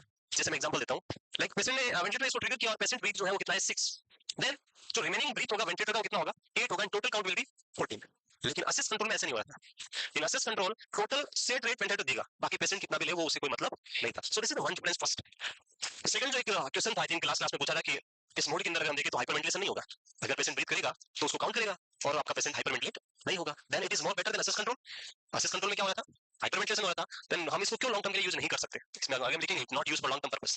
सो ऐसा क्वेश्चन आई थिंक क्लास में पूछा था किसी ने मेरे से, तो क्यों नहीं करते हैं उसकी अगर हम बात करें तो वन थिंग, ये जो है पेशेंट को क्या करेगा, बार बार ट्रिगर करेगा किसके लिए, ब्रीथ करने के लिए, स्पॉन्टेनियस ब्रीथ करने के लिए, और स्पॉन्टेनियस ब्रीथ करना है तो पेशेंट क्या चाहिए, कॉन्शियस चाहिए। और अगर हम पेशेंट को कॉन्शियस रखेंगे तो क्या कंट्रोल मोड डाल सकते हैं, दे सकते हैं, it is not a control mode, it is not a control mode. Control mode का मतलब पेशेंट की कंडीशन ऐसी है कि पेशेंट ब्रीथ नहीं कर सकता है, तो अब हम किसमें पुट कर रहे हैं, control, like patient is suffering with severe head injury and unconscious state, अब आप बोल रहे हैं ऐसे ही में डाल दो, तो ऐसे में डालेंगे तो सेडेशन नहीं देना, क्योंकि उसको बार बार ट्रिगर करके क्या करवाएगा, ब्रीथ कराएगा।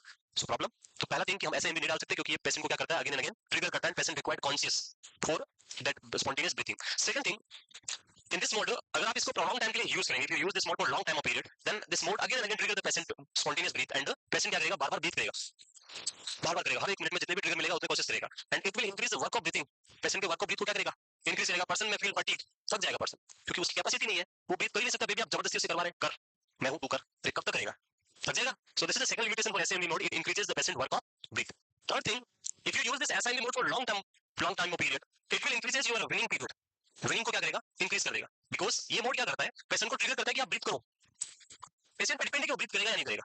अगर पेशेंट ब्रीथ नहीं करेगा, patient is not breathing, then ventilator automatically provide the breath, means patient को पता है कि ट्रिगर तो मिलेगा बट नहीं करूंगा तो भी कुछ नहीं होगा, ये तो देना ही है, ये तो है इसको तो देना ही है, मेरे को क्या करना है, ट्रिगर आने तो करना कुछ नहीं, सो पेशेंट सोया रहेगा, और सोया रहेगा तो सेल्फ ब्रीथ नहीं करेगा, सेल्फ ब्रीथ नहीं करेगा तो विनिंग नहीं होगा, इसलिए हम इसको लॉन्ग टाइम के लिए यूज नहीं कर सकते। That's why this SIMV mode is only introduced for the purpose of winning.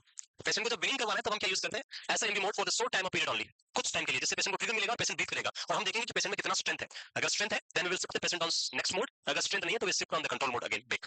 Yes, clear? तो this is the SIMV mode. क्या है इसमें, the client receive a set tidal volume at the set rate.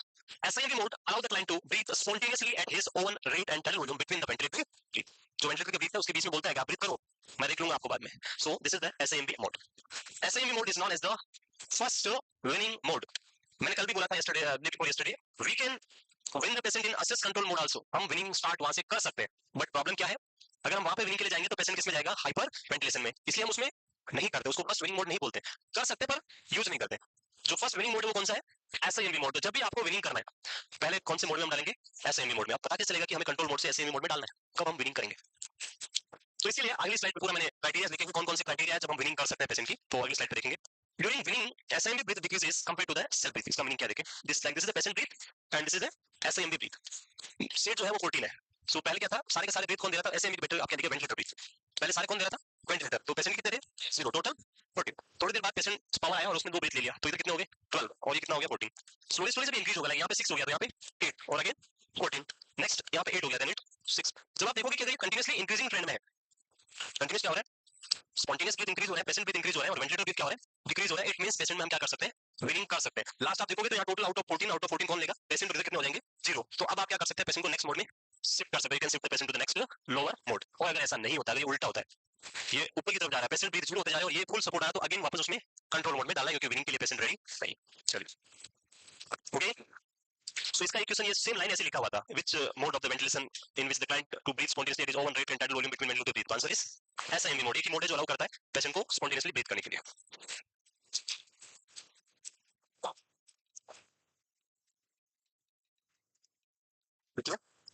So we completed 2 mode, one is control mode and second one is SIMV mode. Control mode 100% control with ventilator only, इसलिए वहां पे patient हमेशा unconscious ही होगा।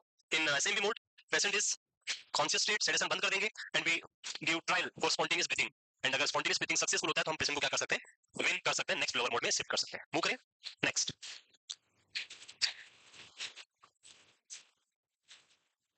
The next is what are the limitation for SIMV mode, अभी बताइए मैंने limitations। It increases the patient work of breathing, patient के work of breathing को बढ़ाएगा। It increases winning duration, winning का टाइम बढ़ाएगा। सो अगली स्लाइड पे लिखा हुआ है, फिर इस वर्क ऑफ ब्रीथिंग क्या होगा, इंक्रीज या डिक्रीज, इंक्रीज। अगर आपसे क्वेश्चन पूछे कि कौन सा मोड है जिसमें वर्क ऑफ ब्रीथिंग इंक्रीज नहीं होता है, only the one mode, that is control mode. Control mode decrease the work of breathing, zero कर देता है पेशेंट का work of breathing. Other mode like SIMV mode increase the work of breathing। Pressure support mode जब पढ़ेंगे वहां तो सारा का सारा काम किसको करना है, पेशेंट को, तो वहां भी वर्क ऑफ ब्रीथिंग इंक्रीज होगा, बट एक ही मोड है जिसमें इंक्रीज नहीं होगा, वो है आपका control mode. Next, inconsistent ventilation. जब हम SIMV मोड में पुट करेंगे पेशेंट को, तो वेंटिलेटर क्या करेगा, पेशेंट के एफर्ट्स पे उस ब्रीथ को काउंट करेगा, but it may be possible like you said the rate tidal volume is 500, but patient is taking only 350 ml, still ventilator count as 1, and in next patient is taking 400, still count 1। So आप देखेंगे कि ventilation जो है वो difference आएगा जब patient breathe करेगा, कभी कम आएगा कभी ज्यादा आएगा, लेकिन कंट्रोल मोड में हर ब्रीथ के साथ क्या मिलेगा, सेम मिलेगा। इसलिए इस मोड में एक प्रॉब्लम ये भी होती है कि आपका वेंटिलेशन कंसिस्टेंट नहीं रहता है, वेंटिलेटर देगा तो 500, पेशेंट देगा तो कम या ज्यादा डिफरेंस आएगा। So that is one more problem. Risk of incomplete winning, बताया मैंने, ड्यूरेशन बढ़ जाएगा, पेशेंट की डिपेंडेंसी आ जाएगी, वेंटिलेटर पे सोता रहेगा, तू ट्रिगर कर, मैं कुछ नहीं करूंगा, फिर भी ब्रीथ तेरे को देना है, तो उससे विनिंग ड्यूरेशन और इंक्रीज हो जाएगा। पेशेंट डिस्कम्फर्ट, ऑब्वियसली जब पेशेंट फटीग फील करेगा, पेशेंट से ब्रीथ नहीं हो रहा है, बार-बार उसको ट्रिगर मिल रहा है, होगा आपको भी बार-बार ट्रिगर देते तो डिस्कम्फर्ट होता है, पढ़ो पढ़ो पढ़ो, फिर आप बोलते पता नहीं क्या बस पढ़ो पढ़ो पढ़ो, है नहीं होता, नहीं मिलता है, पता नहीं सर मिलता तो है पर बोल नहीं सकते हम, डिस्कम्फर्ट। नेक्स्ट नहीं लिखा। Now the next mode which is we can say supportive mode, और हम भी इसी मोड पे काम करते हैं। हम नहीं चाहते कि आप कंट्रोल मोड में रहो या फिर आप SIMV मोड में रहो, हम तो चाहते हैं कि आप किसमें रहो, पूरी तरह से सपोर्ट मोड में रहो। आपको हम क्या दें, सपोर्ट दें, आप पूरा काम करो। यस, तो चलिए आगे, प्रेशर सपोर्ट। सो जब ये मोड आता है, मैं एक सिंपल सा एग्जांपल जो हर बार देता हूं, दैट इज बलून, जानते हो, जब ये सपोर्ट मोड आएगा या प्रेशर सपोर्ट मोड आएगा PS, तो एक पॉइंट जो माइंड में हमेशा रखना है, पेशेंट यहाँ पे क्या चाहिए, कॉन्शियस। कभी भी अनकॉन्शियस पेशेंट में प्रेशर सपोर्ट मोड पुट नहीं करना। Pressure support mode means total number of breath is taken by patient itself, patient खुद लेगा, जितने भी रेस्पिरेशन लेना है वो सारे पेशेंट लेगा। ये मोड क्या करेगा वो मैं भी बताऊंगा। सो पहला क्लियर हो गया, क्या चाहिए आपको, कॉन्शियस चाहिए। नेक्स्ट, जब हम इस मोड में जाएंगे, जैसे आप इसको सेलेक्ट करोगे, प्रेशर सपोर्ट सेलेक्ट करोगे, पूछेगा कितना प्रेशर सपोर्ट देना है, तो उसका मीनिंग क्या देखिए, मैं हमेशा ये बताता हूं बलून वाला example, like this is the balloon which is completely depleted, zero, इसमें एयर का अमाउंट कितना है, जीरो, बिल्कुल भी एयर नहीं हुआ है, खाली बलून है। बलून नंबर ए, आपको क्या करना है, इन बलून को, दो बलून इन्फ्लेट करेंगे हम यहाँ पे, दो पर्सन को मैं जैसे बलून दे दिया, ये जो बलून है इसको क्या किया, with the help of compressor थोड़ा सा इसको क्या कर दिया, इन्फ्लेट कर दिया नियर बाई 50%। और ये सेम टू सेम बलून यहाँ पे इस दूसरे पर्सन को दे दिया जिसमें कोई भी एयर नहीं है। यहाँ पे कितनी है एयर? 0%, यहाँ पे air 50%। This is the balloon number B and this is the balloon number C. आपको दे दिया दोनों बलून एक दूसरे को, इसको इसको दोनों को दे दिया। चलो पूछ लेते हैं, बुलाए ना बलून तो सबने बर्थडे में, नहीं बुलाए? यस। हाँ चलो पिलर के पास। नहीं, आप एक क्वेश्चन तो आपको डेली बताना है, बताओगे? बुरा तो नहीं लगता है? तो एक्चुअली पहले क्या, एक स्टूडेंट था पाउटा में जब हम पढ़ाते थे वहाँ पे, तो उसको पहले पता था जैसे क्वेश्चन आता ऑटोमेटिक खड़ा हो जाता था, वो बड़ी कहीं भी बैठा हूँ उसको पता था मेरे को ही पूछेंगे। तो ऐसा मुझे ऐसा लगता है कि आपको पूछना चाहिए, बट आप ऐसे बता दोगे इजीली। दो बलून आपके सामने, एक 50% फिल्डेड है और एक 0% फिल्डेड है। एक बलून सेलेक्ट करना है आपको, कौन सा लेना है दोनों में से, बी और सी? मतलब आप सेलेक्ट करो, उसमें से एक बलून आपको इन्फ्लेट करना है 100% तक, कौन सा वाला करोगे? 50% वाला आपने लिया, ओके। अब आप 50 वाले बलून को आप इन्फ्लेट करोगे कहां तक? 100% तक। और दूसरा जो बलून है उसमें 0% है, उसको भी 100% तक करना है। जो दूसरा पर्सन करेगा, किसको आपको ज्यादा काम करना पड़ेगा या दूसरे वाले को? सो सिंपल सा आंसर है, in this balloon 50% air is already filled, so the person will only put their 50% effort। इसको कितना मिलाना है इधर? 50%। टोटल कितना हो गया? 100%। लेकिन यहाँ पे क्या है? 0%। तो इस पर्सन को टोटल सारा का सारा क्या करना है? 100% डालना है। लाइक मैं अपनी बात करूँ, आपकी बात करूँ, तो आपके लंग के अंदर अभी जितना भी वॉल्यूम रिक्वायर्ड है वो सारा कौन ले रहे हो? आप खुद से ले रहे हो, आपको कोई सपोर्ट नहीं दे रहा है। अभी दे रहा है? कोई दे रहा है क्या? कोई पास में आके फूक मारा हो? मैं बुला देता हूँ थोड़ा सा, फिर थोड़ा आप ले लो। नहीं ना, सबका अपना है। मीन्स आप कौन सी कैटेगरी में हो? Category number C. लेकिन इसकी अगर हम बात करें तो इसमें क्या होता है, वेंटिलेटर जो है वो क्या करता है, जैसे ये लंग्स है और इसको हमने कनेक्ट कर दिया वेंटिलेटर के सर्किट से ही, और ये आपका वेंटिलेटर। अब वेंटिलेटर क्या करेगा? ब्रीथ तो सारा किसको लेना है? पेशेंट को लेना है। लेकिन यहां से वेंटिलेटर इनफ्लो कराएगा 50% एयर को, जितना आप सीट करोगे उतना, जितना प्रेशर सपोर्ट आप अप्लाई करोगे उतना वो देगा। सो 50% एयर कहां जाएगी? अंदर, यहाँ से लंग्स के अंदर, जिससे लंग्स का एलओडी क्या हो जाएगा? 50% inflate, but that is not sufficient. अभी उसको कितना इनफ्लेट करना है? 50%। उसको कौन करेगा? Patient itself. लेकिन 100 के बजाय 50 करने में ज्यादा बेटर है या 100 का 100 करना बेटर है? 50 में सपोर्ट मिल गया ना आपको, ये सुनो। अरे भाई 100 रुपए चाहिए, एक तो आप खुद मेहनत करके लाओ, एक 50 पे दूसरा दे दे, 50 कमा के लाओ, तो इजी कौन सा है? 50 दूसरा दे दे तो जल्दी होगा ना। यस, तो सेम ये pressure support mode just provide है support to the ventilation, it not provide ventilation, it just provide support. Patient जो एयर अंदर ले रहा है उसके अंदर कुछ एयर वेंटिलेटर मिला देगा, उससे क्या हो जाएगा? इजीली एलआई इन्फ्लेट हो जाएगी। This is known as which type of mode? Pressure support mode. Clear? तो ये सिर्फ क्या करता है? हेल्प करता है। काम तो सारा किसको करना पड़ेगा? पेशेंट को। चलिए इसमें क्या है देखो। सो इसमें दो टाइप है प्रेशर सपोर्ट में, इसको आप बोलते हो CPAP and BiPAP. CPAP is the continuous positive airway pressure, that is CPAP, and BiPAP is the bilevel positive airway pressure। तो सबसे पहले हम बात करेंगे CPAP की। ओके, जब हम एक रेस्पिरेशन पढ़ते हैं, एक रेस्पिरेशन, तो उसमें कितने प्रोसेस होते हैं? तीन। तीन ही होते हैं। कौन कौन से? इंस्पिरेशन, पोस्ट, एक्सपिरेशन, फिर इंस्पिरेशन वापस है। There are four stage in one respiration: inspiration, inspiratory pause, expiration, expiratory pause, then inspiration, then inspiratory pause. चार प्रोसेस चलती है। लेकिन मैं दो की बात कर रहा हूँ यहाँ पे। जैसे ये एक सर्किट है, वेंटी सर्किट है, और इधर ये पेशेंट एंड है जहाँ पे ट्यूब से कनेक्टेड है, और इधर क्या है? वेंटिलेटर है, वेंटिलेटर। ठीक है। सो सबसे पहले क्या होगा? इंस्पिरेशन की हम बात करते हैं। इंस्पिरेशन यानी एयर का फ्लो वेंटिलेटर से पेशेंट की तरफ जाएगा। So this is the inspiratory flow. This purple one is the air flow, जो किसने दिया है? पेशेंट। नहीं, हम दो टाइप की बात करेंगे, एक पेशेंट जो लेगा और एक वेंटिलेटर जो देगा। सो दिस इज फॉर पेशेंट, ये पेशेंट का एफर्ट्स है। एंड दूसरा जो है इसके अंदर मिक्स होगा, जैसे ये पेशेंट ने लिया और इसके साथ में हम मिक्स करके भेज रहे हैं वेंटिलेटर का support. This is ventilator, one is for ventilator. And यहाँ पहुंचे दोनों मिक्स हो गए, पेशेंट को कितना दे दिया दोनों ने मिला के? 100%। क्लियर?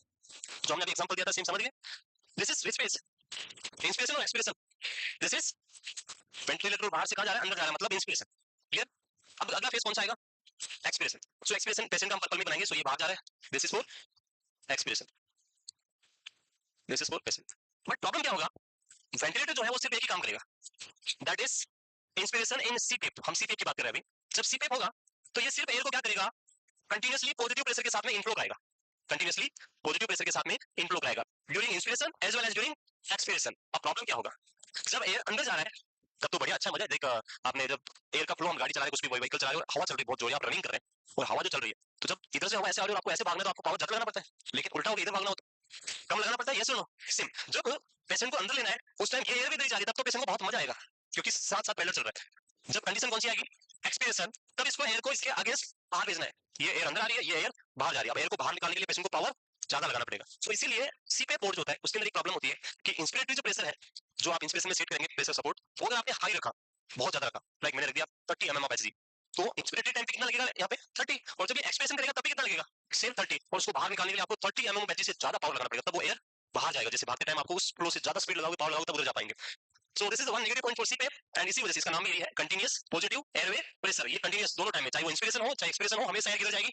अंदर, पॉजिटिव प्रेशर के साथ। और इसी वजह से सीपेप मोड का एक पॉइंट है कि हम सीपेप में कभी भी हाई प्रेशर सपोर्ट नहीं दे सकते। इसमें हमें प्रेशर सपोर्ट कितना रखना पड़ेगा? लो रखना पड़ेगा। आप हाई प्रेशर सपोर्ट देखें तो इंस्पिरेशन बहुत अच्छा होगा पर एक्सपिरेशन होगा ही नहीं। और सारी एयर कहाँ रिटेन करेगा? लंग्स के अंदर। CO2 retention will be there. इसी वजह से in case of CPAP we only provide low pressure support near by 5 to 15 mm of Hg, उससे ज्यादा नहीं रख सकते। सो यही इसमें लिखा हुआ है। In this positive pressure is provided throughout the entire respiratory cycle. Cycle में दोनों आ जाते हैं, इंस्पिरेशन और expiration. No ventilator breath is delivered in this mode, हमने बात किया था ऑलरेडी। सारे ब्रीथ कौन लेगा? Patient. As the weaning process continuous the amount of the pressure is gradually decreased. जो आप प्रेशर चेक करोगे उसको प्रेशर स्टार्टिंग में पर्सन यूज करेगा, लेकिन जब उसको लगेगा कि अच्छे से पावर सब कुछ आ गया तो फिर खुद से लेना स्टार्ट कर देगा और वेंटिलेटर का ऑटोमेटिकली प्रेशर लेना कम कर देगा। तो वेंटिलेटर का स्क्रीन पर लग जाएगा, अलार्म लग जाएगा कि पेशेंट नहीं ले रहा है, बंद करो, हमें हटाओ, और आप उस प्रेशर सपोर्ट को हटा देंगे। सो वीनिंग बढ़ेगा तो प्रेशर सपोर्ट ऑटोमेटिकली कम हो जाएगा। सो यहाँ पे आप लिखा हुआ नहीं है, आप यहाँ पे क्या रखेंगे? ओनली कब लेंगे? Only used when patient required low pressure support. Low pressure support. If you required high pressure support, अगर आपको हाई चाहिए तो then we have other options, that is BiPAP. क्या है बाइपेप? देखते हैं। ये हो गया तो मूव करें आगे। मोड ऑफ वेंटिलेशन जितने भी हैं उनको घर जाना है, अच्छे से समझना है, ड्रग्स भी पढ़नी है। घर जाएंगे एक बार ऐसे पढ़ना है, रटना नहीं है। घर जाकर पता नहीं बाद में चला रोको इनको, पता नहीं क्या क्या हो गया, सारे मिक्स कर दिया। तो कुछ रटना नहीं है, ऐसी सिंपल सी ड्रग्स है और ऐसे याद हो जाएगी। एक बार नजर मारोगे ऐसे सब याद हो जाएगी। आप लोग पता नहीं क्या रटते हो, क्या करते रहते हो। यस, याद हो जाएगी। नहीं होगी? Which of the following example is the depolarising agent? वो तो गया याद, और क्या करना, ये तो याद करना था। Which drug does not require reversal sustainable, बस बाकी सब में चाहिए, यही तो याद हो गया, बस याद रखना है, ज्यादा नहीं करना। ये हो गया। Second one is micro, will discuss remaining part in next class tomorrow. Thank you. ये हो गया। I need to go, night shift.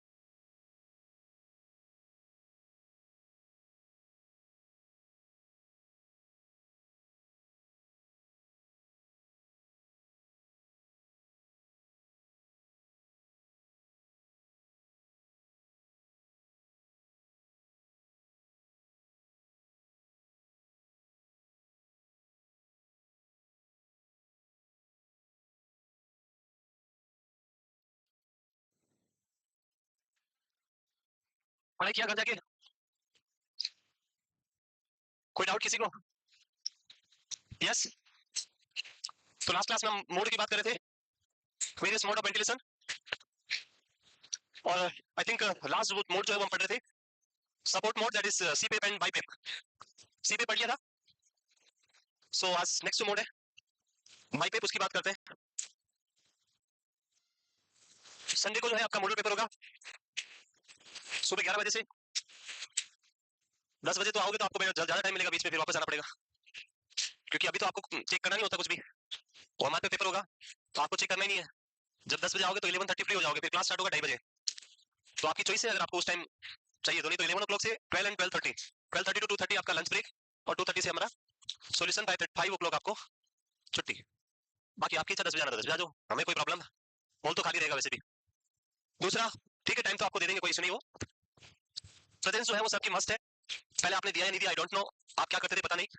2:30 result के साथ मैं अवेलेबल रहूंगा, जितना रिजल्ट्स में जितने कैंडिडेट होंगे वो सारे कैंडिडेट क्लास में होने चाहिए। और दूसरा, पेपर में भी सबको आना ही है, ये नहीं कि पेपर है तो आज छुट्टी या नहीं जाएंगे तो ठीक है। चाहे आप न्यू हो या ओल्ड हो, पढ़ा कितना भी है, चाहे 2 दिन भी पढ़ा है, कोई बात नहीं, आपको पेपर देने आना है, मस्ट है सबके लिए।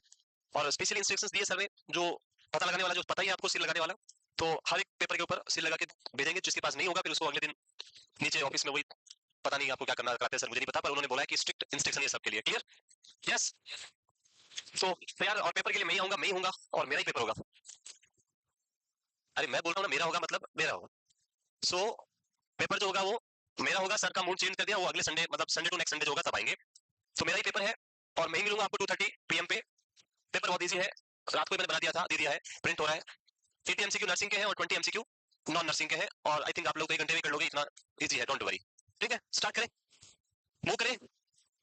सो in the last class we are discussing about the support mode, और सपोर्ट मोड का जो रोल था, it just provide support the patient ventilation, it does not provide any ventilation, just support the ventilation, आपके ventilation को support करेगा, provide नहीं करेगा। एक भी ब्रीथ ये मोड प्रोवाइड नहीं करता है, सारे के सारे ब्रीथ कौन लेगा, पेशेंट। सीपेप मोड के अंदर मैंने एक नेगेटिव पॉइंट आपको बताया था, CPAP. So what is the negative point about the CPAP? नहीं, वो तो सब में ही करना है एक्सप्रेशन, वो नहीं नेगेटिव पॉइंट है। सो सीपेप मोड के अंदर हम पेशेंट को हाई प्रेशर सपोर्ट प्रोवाइड नहीं कर सकते। If you are going for high pressure support, it will help during inspiration, but it will difficult during expiration, and उससे ब्लड के जो लंग्स है, बॉडी है, उसके अंदर CO2 रिटेंशन होना स्टार्ट हो जाएगा, एक्सप्रेशन बंद हो जाएगा, उतना इफेक्टिव एक्सप्रेशन नहीं होगा, एंड CO2 का क्या होगा, रिटेंशन होगा, और आपका वेंटिलेशन इफेक्टिव नहीं रहेगा। तो इसी वजह से हम यहाँ पे सीपेप के अंदर सिर्फ क्या देते हैं, लो प्रेशर सपोर्ट जब आपको रिक्वायर्ड होता है, लाइक मोस्टली लाइक जब हम पेशेंट को एक्सट्यूबेट करते हैं OT के अंदर, और कुछ टाइम के लिए पेशेंट पोस्ट ऑप में हम रखते हैं, तो वहां पे हम कुछ टाइम के लिए सीपेप लगा देते हैं, तो वहां लगा सकते हैं। लेकिन जिनको क्रॉनिक प्रॉब्लम्स है, like patient with asthma, COPD, bronchitis, जो ये न्यूमोनिया, जो क्रॉनिक पेशेंट्स होते हैं, इनमें आप सीपेप के साथ नहीं जा सकते, क्योंकि they required more pressure support. So वहां पे हम मोस्ट कॉमन क्या यूज करेंगे, बाइपेप। बाइपेप क्यों करेंगे, उसका रीजन आज हम पढ़ेंगे यहाँ पे। So BiPAP is the bi level positive airway pressure, और BiPAP when you are going for BiPAP, so BiPAP में क्या होगा देखें।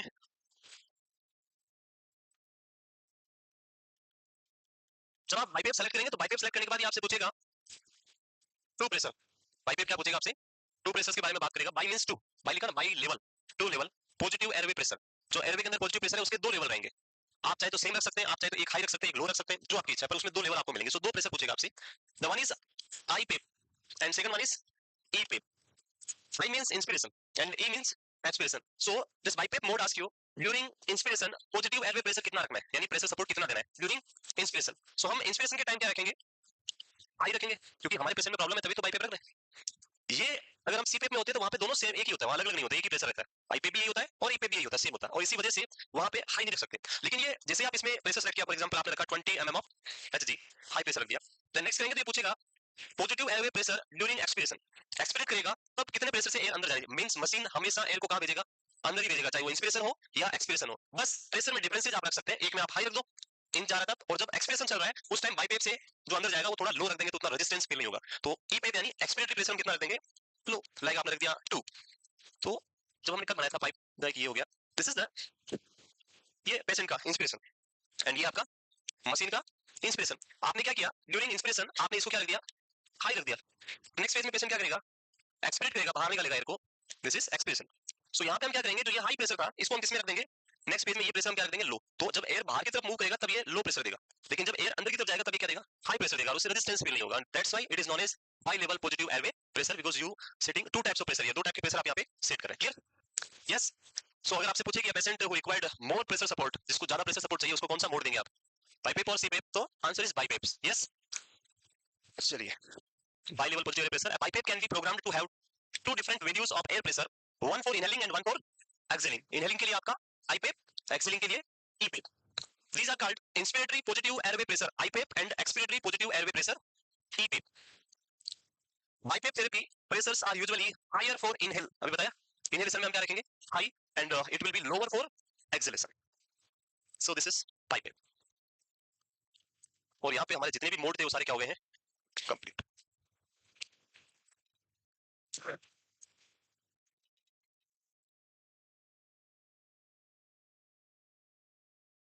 हाँ, NIV पढ़ाया था, स्टार्टिंग में पढ़ाया था ना, NIV means non invasive ventilation लिखवाया था स्टार्टिंग में, देखो इन्वेजिव एंड नॉन इन्वेजिव।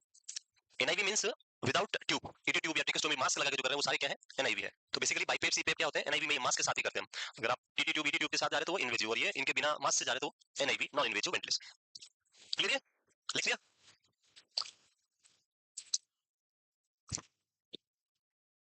उसके साथ में ट्यूसडे पेपर भी आने वाला है, फ्राइडे हो गया, अभी तो कल ही हुआ, परसों ही हुआ, वापस आ गया। तो ट्यूसडे के लिए भी जो है एमसीक्यूज आप पढ़ के आए, फर्स्ट एड और उसके साथ में इमरजेंसी इंट्रोडक्शन, और साथ में ये जो मैं पढ़ा रहा हूँ mechanical ventilation. I think Tuesday तक तो इसका अगला चैप्टर भी आ जाएगा, पर यहीं तक मैकेनिकल वेंटिलेशन तक ही एमसीक्यू आएंगे, उसके बाद वाले से नहीं आएंगे, तो यहाँ तक ही आपको पढ़ना है, ठीक है, यस। हाँ, फायर तो फायर नहीं आएंगे, फायर आपको एडिशनल, इतने क्वेश्चन दूंगा तो 100 क्वेश्चन हो जाएंगे। अली सर के भी आएंगे, सर के भी आएंगे, अशोक सर के भी, अली सर ने नहीं पढ़ाया आगे? हाँ कोई नहीं, वो कल से वो आएंगे ना, फिर कल से पढ़ाएंगे, फिर वो नहीं पढ़ाएंगे क्या? कल से सर आएंगे और सर लेंगे, तो देखते हैं, नहीं आएगा तो सर ने पढ़ाई, सर पढ़ा रहे ना, मूव करें आगे। नेक्स्ट,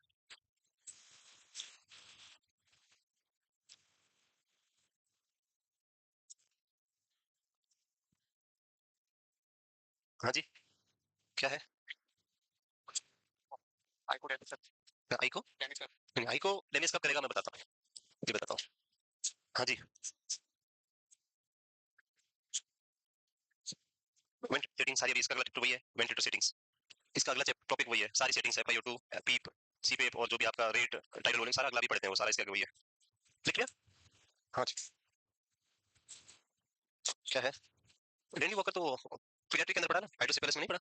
नहीं पढ़ा है? आई थिंक मैंने नर्वस सिस्टम में भी पढ़ाया था। All are the present in Rennie Walker syndrome except postural cyst not Chiari malformations hydrocephalus. आज साइलेंट हो जाओ। सो जब हम हाइड्रोसिपेलस पढ़ते हैं तो उसके अंदर ऑब्स्ट्रक्टिव हाइड्रोसिपेलस में हम दो टाइप पढ़ते हैं, Rennie Walker and Arnold Chiari malformation. So this is the posterior fossa वाला जो है, इसमें एब्नॉर्मलिटी होगी। रेनी वॉकर में नैरोइंग ऑफ द जो आपके क्या बोलते हैं ओपनिंग्स क्या थे, ग्लस्टा एंड फोरामेन्स होते हैं, उनका नैरो होना, दैट इज। तो ये वो बोल रहा है क्या इसमें नहीं होगा, तो posterior fossa cyst Arnold Chiari malformation hydrocephalus और cerebral vermis deficiency. So I think basically ये तो मुझे तो ये डी लग रहा है इसमें, तो B is the right answer. हां ए नहीं, ये तो होगा, कोशिश तो पानी भरेगा तो सिस्ट तो बनेगा। हाँ ये ना ना मैं चेक करता हूं, बाकी अकॉर्डिंग टू मी तो डी होना चाहिए इसमें, देखते हैं और कोई नहीं। तो सिस्ट तो common, cyst is a fluid filled cavity और वो तो प्राइमरी है उसके अंदर, तो सीएसएफ होगा तो सिस्ट तो है वो तो। अरे हो गया, यस। आप लोग क्या एक तो बातें करते रहते हैं, इनका क्वेश्चन है कि सीपेप में रखेंगे तो बच्चे की आंखें खराब हो जाएगी है।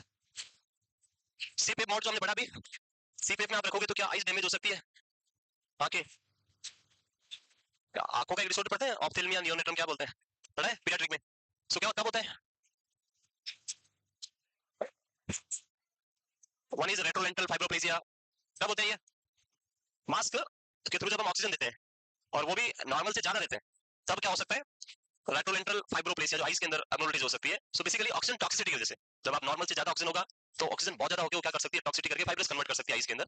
बट जब हम सीपेप की बात कर रहे हैं तो सीपेप जो है वो हम यूज करते हैं एनआईवी मास्क के साथ में, जो टाइट पैकिंग वाला मास्क आता है, और जो ये जो हम बात कर रहे हैं वो नॉर्मल जो फेस मास्क आते हैं जिसमें ऑक्सीजन क्या हो सकती है, लीक आउट हो सकती है और आइस के कांटेक्ट में डायरेक्टली आ सकती है। पर सीपेप में ऐसा होने के चांसेस बहुत कम है। बट अगर आपका मास्क प्रॉपर फिटिंग नहीं है, लाइक आप बच्चे में एडल्ट वाला लगा दिया ऐसे मुंह पे पूरा, एडल्ट का मास्क तो बच्चे के पूरे मुंह पे ऐसा आ जाएगा, फिर उससे करें तो फिर ऑब्वियसली क्या हो सकता है, डैमेज हो सकता है। सो अगर प्रॉपर फिटिंग मास्क है, no leakage is there, then there will be no chance for damage. Otherwise leakage है तो क्या हो सकता है, प्रॉब्लम हो सकती है। Next, okay next is issue related to bilevel positive airway pressure. The first one is, जो हम यही बात कर रहा था मैं अभी, it required a mask that seals, so patient may have anxiety.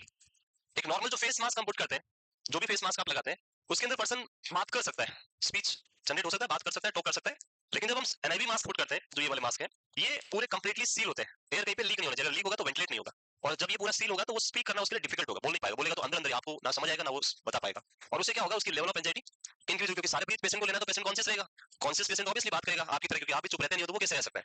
और सील कर दिया तो उसकी एंजाइटी क्या होगी, increase. So this is one problem with this mode, support mode, कि आपके पेशेंट को आपको क्या हो सकता है, एंजाइटी लेवल इंक्रीज हो सकता है। द सेकंड वन इज, ये लिखा है मास्क लगा दिया तो खाना नहीं खा पाएगा। So also they are unable to eat because of aspiration risk and interfere with coughing. Mask लगा दिया तो ना तो वैसे खा नहीं पाएंगे, और मास्क हटाया उसके बाद खाएगा तो वो इतने दिन सपोर्ट पे था, मशीन प्रेशर सपोर्ट पे था, सेल्फ ब्रीथिंग इतना नहीं कर रहा था, और जब आप खाना खिलाएंगे तब सेल्फ ब्रीथ करेगा तब उसकी रिस्क बढ़ जाएगी, क्योंकि उसको इतना कोऑर्डिनेशन पता नहीं, भूल गया था, इतने दिन मास्क लगा रखा था, खाना नहीं खिलाया आपने, भूखा रखा है, तो एस्पिरेशन रिस्क बढ़ सकती है।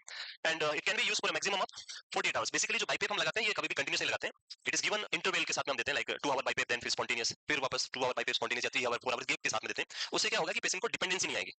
अदरवाइज आप अगर कंटिन्यूस बाइपेप लगाएंगे तो पेशेंट उस पर डिपेंड हो जाएगा कि 50% तो मशीन देगा, मैं तो सिर्फ 50% ही लूंगा, और वो डिपेंडेंसी आएगा तो उससे आपको विनिंग करना डिफिकल्ट हो जाएगा, बाइपेप हटेगा ही नहीं कभी, वो मशीन के साथ में लेके घूमेगा। फिर होते हैं बहुत सारे, आपने ऐसे देखे होंगे जो साथ में उनके पास बाइपेप पोर्टेबल मशीन आती है, बाइपेप छोटी सी मशीन आती है और मास्क होता है, सो वो मास्क साथ में लेकर घूमते हैं, उसी से कर सेल्फ ब्रीथ उनको करने के लिए आपने अलाउ नहीं किया, तो वो रिकवरी होना उनके लिए क्या हो जाएगी, थोड़ा डिफिकल्ट हो जाएगा। तो इसलिए हम इसको ज्यादा लंबे टाइम तक यूज नहीं करते हैं। So this is all about the बाइपेप।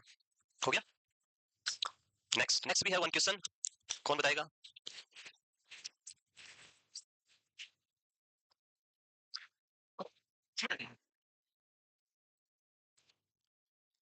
Support mode का पर्पस क्या है? What is the purpose of support mode, pressure support mode?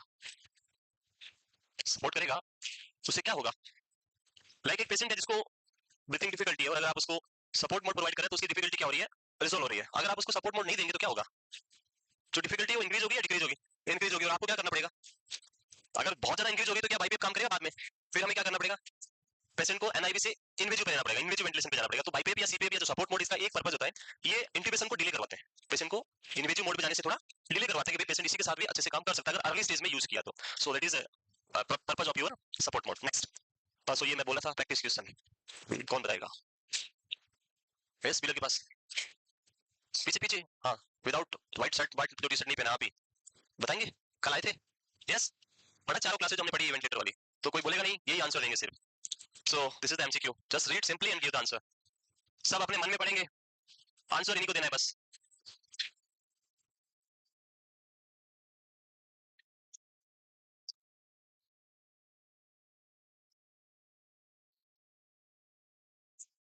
पढ़ लिया समझ गए क्या आंसर? अरे साइलेंट हो जाओ क्या आंसर होगा?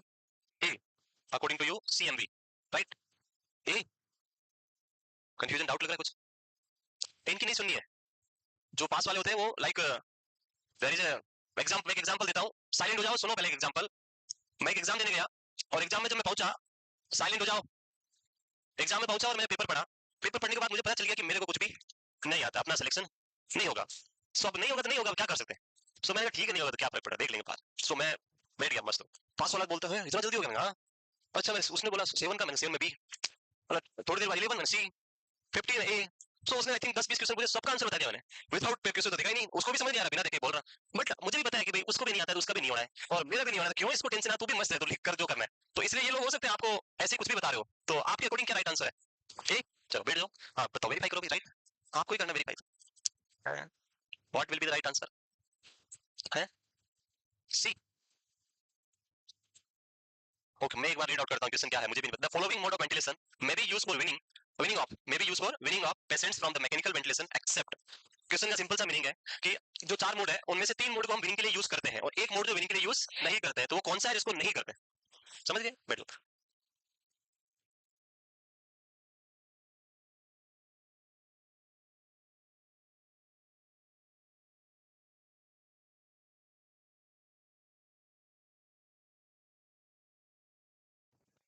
आ रहा है समझ में?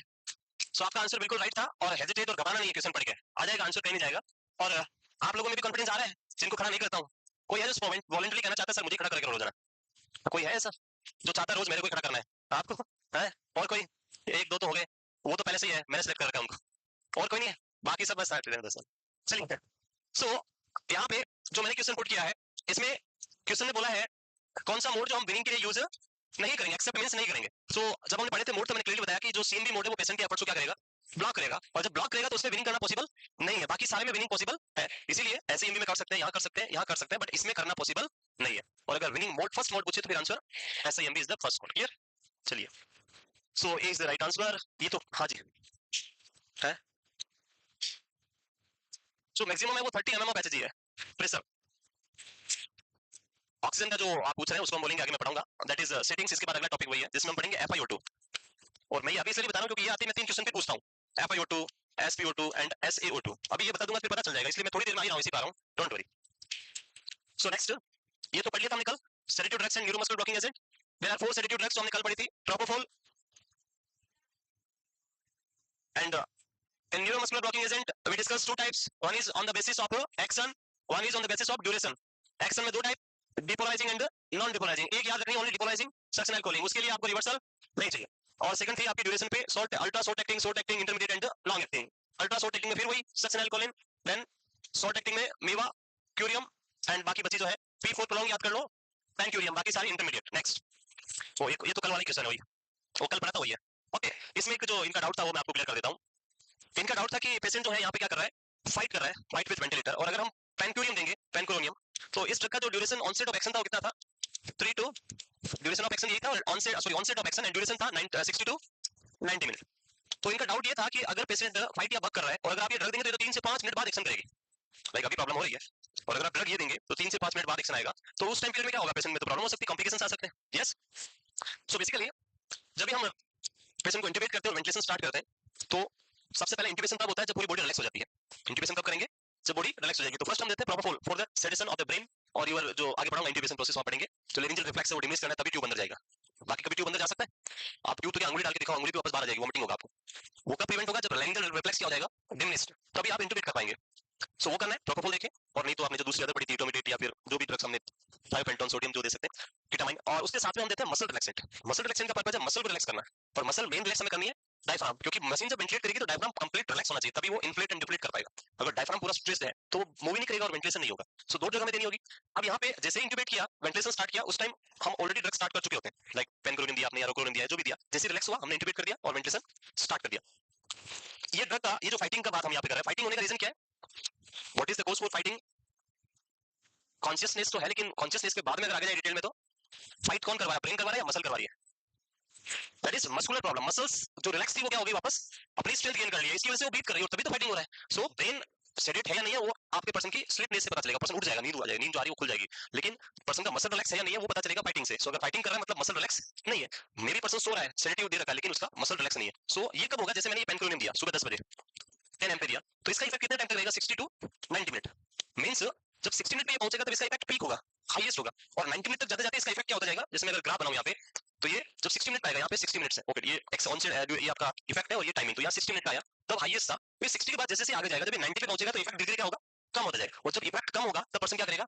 बीच बीच में बकिंग करेगा या फाइटिंग करेगा। So in between this time 60 to 90 minute जब ये बक करेगा, यहाँ पे बक किया, तो सर्जन आपको बोलेगा कि पेशेंट बकिंग कर रहा है, क्योंकि सर्जन यहाँ ऑपरेट कर रहा है तो उसको पता चल जाएगा। तो एनेस्थेटिक फिर क्या देगा? जो भी ड्रग चल रहा है उसका पेनक्लोरियम तो वापस देगा और वहां से स्टार्ट हो जाएगा। सो कंप्लीट इफेक्ट खत्म नहीं होगा, इफेक्ट अभी भी है, लेकिन इफेक्ट थोड़ा वीक हो गया है, उसकी वजह से बीच बीच में क्या कर रहा है? फाइट कर रहा है, तो उसके लिए हम वही ड्रग दे देंगे और वो ड्रग का इफेक्ट वापस स्टार्ट हो जाएगा लॉन्ग टाइम पे। क्लियर? चलिए नेक्स्ट। और दूसरा एक और इसमें था कि हम फेंटानिल क्यों नहीं ले सकते?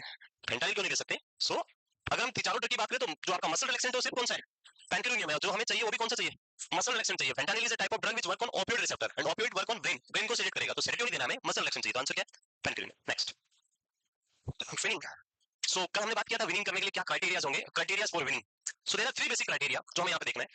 The first criteria is oxygenation and ventilation. Patient को अगर आप विन कर रहे हैं तो आप ये फर्स्ट क्राइटेरिया देखिए कि पेशेंट प्रॉपर ऑक्सीजनेशन कर रहा है और प्रॉपर वेंटिलेट कर रहा है। ऑक्सीजनेशन में जब हम FiO2 बात करेंगे अभी आएगा, सो FiO2 का जो रेट होता है वो 0 से लेके 100% आप रख सकते हैं। वेंटिलेटर में आप 0 से लेके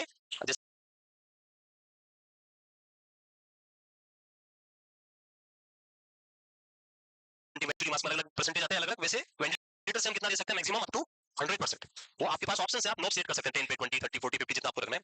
जब हम विनिंग करने जाएंगे तो पहला क्राइटेरिया कि जो ऑक्सीजनेशन है वो FiO2 जो है वो बिलो 50% होना चाहिए। 50 40 टू 50 हम बोलते हैं, बिलो 50%। अगर वो 50% है तो हम विनिंग नहीं कर सकते। So this is the first point जो हमें यहाँ देखना है। सो पहला point, stable oxygenation and ventilation. So ये PO2 that is partial pressure of oxygen 60 mm of Hg से कम होना चाहिए। FiO2 कितना होना चाहिए? Below 40 to 50%, and CO2 normal limit 35 to 45 के बीच में होना चाहिए। तो ये तीनों देखना है, ऑक्सीजन देखना है, PO2 60 से होना चाहिए, आपका FiO2 बिलो 40 टू 50% होना चाहिए, और अगर CO2 की बात करें तो नॉर्मल होना चाहिए, ना कम ना ज्यादा। अगर इनमें कोई भी वैल्यू वेराइज कर रही है तो आप उसको एक्सट्यूबेट नहीं करेंगे। इसलिए अगर आपने कभी देखा है तो जब एक्सट्यूबेशन करते हैं तो उसके जस्ट पहले एक ABG की जाती है, अल्ट्रा ब्लड गैसेस करते हैं, और उसका रिजल्ट देख के एक्सट्यूबेट करते हैं। कभी भी बिना ABG के हम एक्सट्यूबेट नहीं करते, और उसका रीजन क्या है? हमें ये वैल्यूज देखनी है, ABG में सारी वैल्यू मिलेगी आपको। ये second thing, respiratory drive. Respiratory drive का मींस पेशेंट को आपने स्पॉन्टेनियस मोड में डाला, लाइक ऐसा एमए में, अभी हमें देखना है कि पेशेंट सेल्फ से ब्रीथ करने की कोशिश कर रहा है नहीं कर रहा है, दैट इज ड्राइव। सो अगला चॉइस में एडिक्वेट रेस्पिरेटरी ड्राइव, यानी पेशेंट स्पॉन्टेनियस ब्रीथ के लिए रेडी है नहीं, वो कोशिश कर रहा है, ट्राइंग टू ब्रीथ और नॉट स्पॉन्टेनियस ब्रीथ, तो that is second one. And third one is adequate respiratory muscle strength. Obviously patient कोशिश कर रहा है बट वो ले सिर्फ 50 ml पर ब्रीथ ले पा रहा है, तो वो हमारे लिए सफिशिएंट एडलोरियम नहीं होगा। हमें चाहिए नॉर्मल 500 ml चाहिए, और पेशेंट 200 ml ले रहा है, तो वो फिर रेस्पिरेटरी डिस्ट्रेस में जाएगा। तो आपको रेस्पिरेटरी मसल स्ट्रेंथ चेक करना है, और इसको चेक करने के लिए आगे भी बताऊंगा। One function is there in ventilator which is known as NIF, negative inspiratory force. अभी इसका अगला टॉपिक है, उसमें हम पढ़ेंगे सेटिंग्स के अंदर, तो हम ये अप्लाई करेंगे और देखेंगे पेशेंट का मसल कितना स्ट्रेंथ दिखा रहा है, और उसके अकॉर्डिंग आप उसको विनिंग करेंगे। तो these three are the criteria for winning: adequate or stable oxygenation and ventilation, adequate respiratory drive, and adequate respiratory muscle strength. So ये अगर प्रेजेंट है तो हम क्या कर सकते हैं? विन करके लोअर मोड में डाल सकते हैं, अगर नहीं है तो फिर आप थोड़ा वेट करेंगे।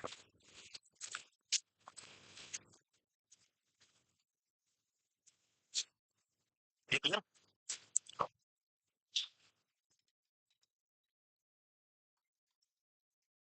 मूव करें next.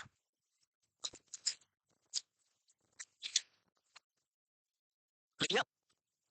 Next is control type of ventilation. ये मेरे साथ ही ऐसे करते हैं, हर क्लास में होता है, मेरे साथ ही होता है, सभी क्लास में होता है, मेरे भी ज्यादा होता है, पता नहीं इसको दुश्मनी है मेरे से कुछ। So next is control type of ventilation. जब हम एक नॉर्मल इंडिविजुअल की बात करते हैं, लाइक आपकी बात करें मेरी बात करें, तो हमारा जो रेस्पिरेटरी साइकिल है उसमें हम दो मेन, जो दो वैसे चार हमने कल बात किया था, दो हम बात करें यहाँ पे, इंस्पिरेशन एंड एक्सपिरेशन करते हैं। इंस्पिरेशन भी करते हैं, एक्सप्रेशन भी करते हैं। सो हाँ बताओ भैया। हाँ इंस्पिरेशन कर रहे हो है, एक्सप्रेशन भी हो रहा है। सो जब इंस्पिरेशन चल रहा है फिर उसके बाद एक टाइम आएगा जब रुक जाओगे, फिर क्या करोगे, एक्सप्रेशन करोगे। कैसे पता चला कि बस बहुत है इंस्पिरेशन है ऊपर से, कैसे पता चलता है इंस्पिरेशन हो गया बस अब एक्सप्रेशन स्टार्ट करते हैं। अरे बातें नहीं करनी है? कैपेसिटी पे डिपेंड करता है वो तो ठीक है, आपकी कैपेसिटी 500 ml की है, आपको कैसे पता चला 500 ml हो गया है, फुल हो जाएगा। फुल हो गया कैसे पता चलेगा?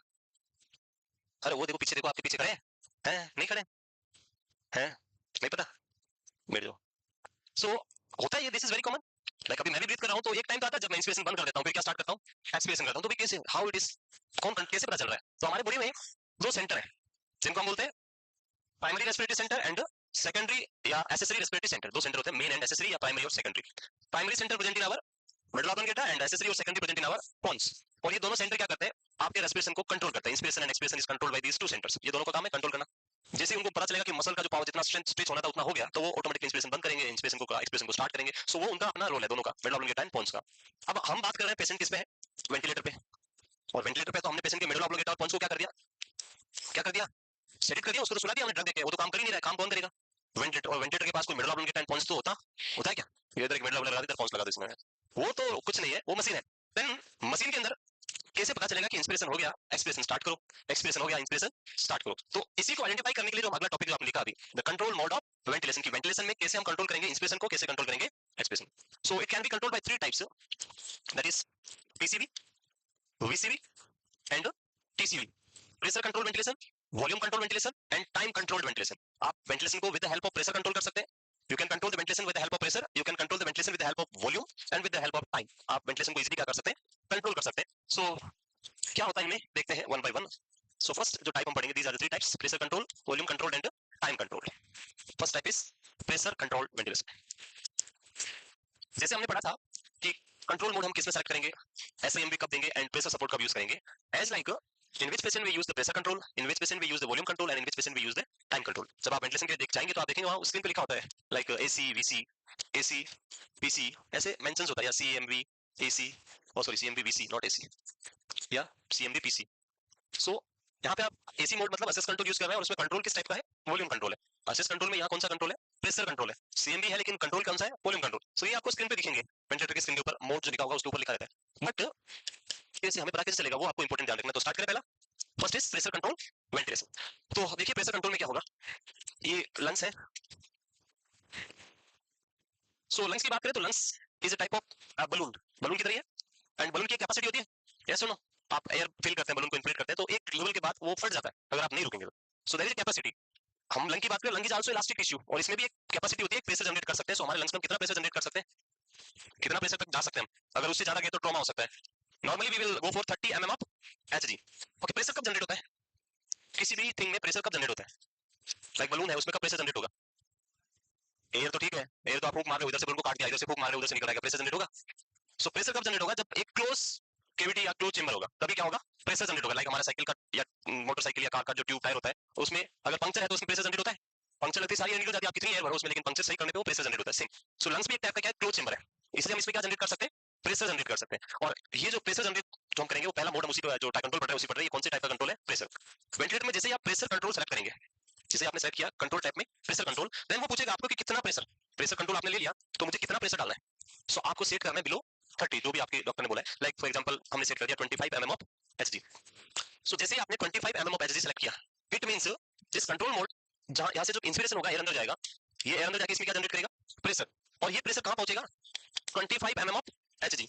Eight the level of 25 mm of HG, it will automatically stop the inspiration and it will start expiration.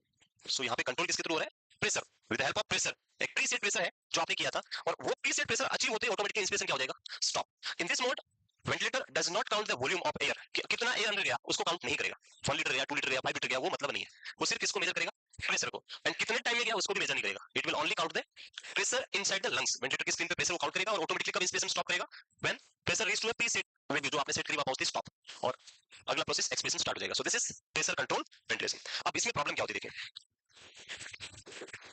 जो ट्यूब आता है, सबने देखा ट्यूब, साइकिल बाइसिकल जो ट्यूब आता है, सो ट्यूब और एक ट्यूब विथ टायर, दो बात कर रहे हैं। एक तो ओनली ट्यूब है, ये प्लेन बाहर है ऐसे ही, यहाँ चेंबर लगा इसका हवा भरने का, और एक जो है जिसके साथ ट्यूब भी है और इसके बाहर क्या है, टायर है।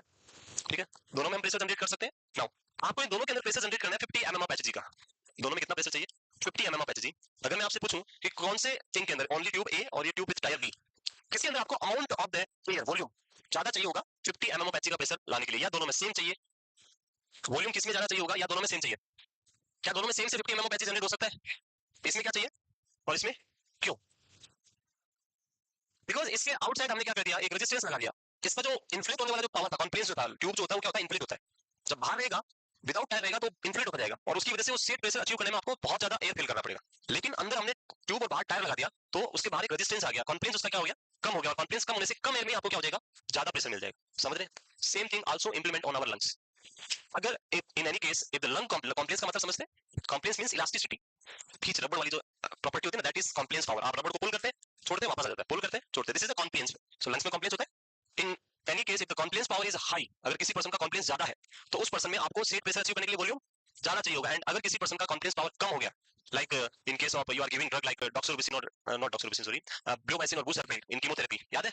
So these are the drug which causes pulmonary fibrosis. और लंग टिश्यू को इलास्टिक टिश्यू किसमें कन्वर्ट करता है? फाइबर टिश्यू में। और फाइबर टिश्यू बनेगा तो आपका जो कॉम्प्लेक्स है वो क्या हो जाता है, कम। और जब कॉम्प्लेक्स कम होगा तो आपको वॉल्यूम क्या चाहिए होगा, कम चाहिए होगा सेट प्रेशर के लिए। सो इस मोड का प्रॉब्लम क्या है कि ये सेट प्रेशर चेक करता है, और उसकी वजह से अगर कॉम्प्लेक्स ज्यादा है तो वॉल्यूम ज्यादा जाएगा, वॉल्यूम कॉम्प्लेक्स कम है तो वॉल्यूम कम मिलेगा। और इस वजह से जो वॉल्यूम है वो किस पे क्या है, टाइडल वॉल्यूम है। सो कभी टाइडल वॉल्यूम क्या रहेगा, ज्यादा हो सकता है अगर कॉम्प्लेक्स ज्यादा है तो, और कभी टाइडल वॉल्यूम कम हो सकता है अगर कॉम्प्लेक्स क्या है, कम है। और इस वजह से इस मोड के अंदर जो टाइडल वॉल्यूम है वो कभी भी कांस्टेंट टाइडल वॉल्यूम नहीं होता है और फिक्स नहीं होता है। और हम जब as a human being, as a adult अगर हमारी बात करें तो हमारी बॉडी का एक प्रिंसिपल रूल है कि टाइडल वॉल्यूम हमेशा क्या होना चाहिए, कांस्टेंट फिक्स मिलना चाहिए। कम ज्यादा होगा तो फिर वेंटिलेशन में प्रॉब्लम आएगी।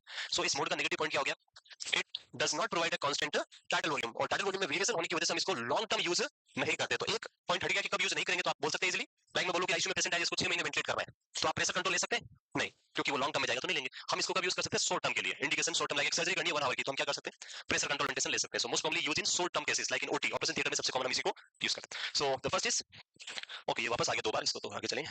Ventilation control by A preset pressure, जो भी आप प्रेशर सेट करेंगे उससे कंट्रोल होगा। और हाईएस्ट प्रेशर कितना रख सकते हैं हम, 30 ml of HG, it should not be more than 30 ml of Hg. Tidal volume varies, सभी बताया मैंने, it depends on the lung compliance and airway resistance. If airway is having high resistance, then tidal volume will be low. If airway is having more less resistance, compliance power is high, then volume will be high. And use for the short period of time, post operative या OT वाले patients में आप use कर सकते हैं।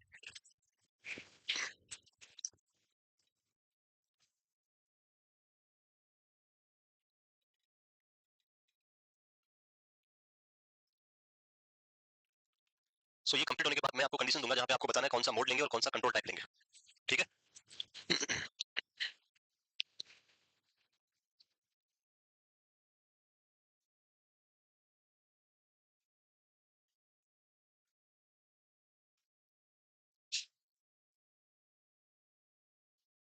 लिख लिया?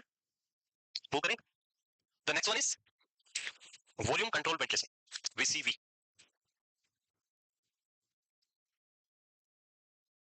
वो करें? So the next one is VCV और volume control ventilation. So here we have a preset volume. So now जब हम कंट्रोल के अंदर वॉल्यूम कंट्रोल पुट करेंगे तो वेंटिलेटर आपसे क्या पूछेगा कि मेरे को कितना वॉल्यूम डिलीवर्ड करना है। प्रीवियस वन जो हमने पढ़ा उसमें क्या पूछा, कितना प्रेशर जनरेट करना है, बट इस बार क्या पूछेगा वो आपसे, कितना वॉल्यूम डालना है लंग्स के अंदर। सो प्रीसेट वॉल्यूम, आप जैसे अगर हम बात करें नॉर्मल एडल्ट की, तो हमारा जो नॉर्मल वॉल्यूम होता है वो होता है 500 ml पर ब्रीथ पर इंस्पिरेशन। सो आपने सेट कर दिया 500 ml टाइटल वॉल्यूम। नाउ अब क्या होगा, जैसे इंस्पिरेशन स्टार्ट होगा, the ventilator only calculate the volume of the air, and जैसे ही लंग्स के अंदर कितना वॉल्यूम डिलीवर्ड होगा 500 ml, automatic inspiration stop, and क्या स्टार्ट हो जाएगा, एक्सपिरेशन। अब इससे कितना प्रेशर जनरेट हो रहा है वो काउंट नहीं करेगा, एंड इससे कितना टाइम लग रहा है वो भी काउंट नहीं करेगा। इस मोड में बेनिफिट क्या मिलेगा कि इसके थ्रू हम वॉल्यूम डिलीवर्ड कर रहे हैं, और वॉल्यूम प्रीसेट वाला होगा, यानी फिक्स रहेगा। हर ब्रीथ के साथ कितना मिलेगा, 500, and 500 means constant fix volume मिल रहा है। तो हमारा सबसे बेस्ट मोड अगर हम कंट्रोल की बात करें, कंट्रोल वाला, तो आंसर इज वॉल्यूम कंट्रोल। क्यों? क्योंकि क्या करता है, fixed constant tidal volume provide करता है। इसीलिए जितने भी लॉन्ग टर्म वेंटिलेशन के पेशेंट्स आते हैं, सबसे मोस्ट कॉमन बात पे तो हम कौन सा यूज करते हैं, volume control ventilation. So ventilation is controlled by a preset volume. It provides constant tidal volume. Most common is for long period of ventilation like ICU patients. Like जो 2 महीने 6 महीने वेंटिलेशन पे रहेंगे, उनमें हम क्या यूज करेंगे, वॉल्यूम कंट्रोल। ठीक है? तो कैसे सेलेक्ट करते हैं, थोड़ा डिफरेंशिएशन समझ आ रहा है कि हम pressure control and volume control को कैसे डिफरेंशिएट करेंगे। तो on the basis of duration, आपको कितने टाइम के लिए वेंटिलेट करना है, तो उस पे बेसिस पे हम यहाँ पे सेलेक्ट करते हैं। सो मोस्ट कॉमन हम यूज करते हैं यहाँ पे वॉल्यूम कंट्रोल।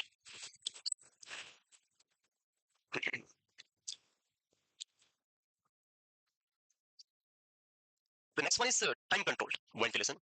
सो टाइम कंट्रोल जो है वो हम डिफरेंट टाइप से कंट्रोल कर सकते हैं। Like you can control the rate कि आपको 1 मिनट में पर रेस्पिरेशन, एक ब्रीथ में 10 सेकंड लेना है या इंस्पिरेशन में 5 सेकंड रखना है, तो वो कंट्रोल हम टाइम से, ये हो गया तो आगे चले।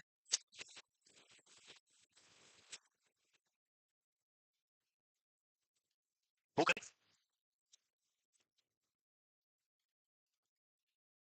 Yes clear. Time control, so time control means in this time control mode you have various options to control with time. For example, inspiration and expiration आपने पुट कर दिया कि one should be greater in 3 second, एक breathe कितने time होना चाहिए 3 second में, तो अब वेंटिलेटर का काम है वो 3 सेकंड में इंस्पिरेशन भी कराएगा एक्सपिरेशन भी कराएगा।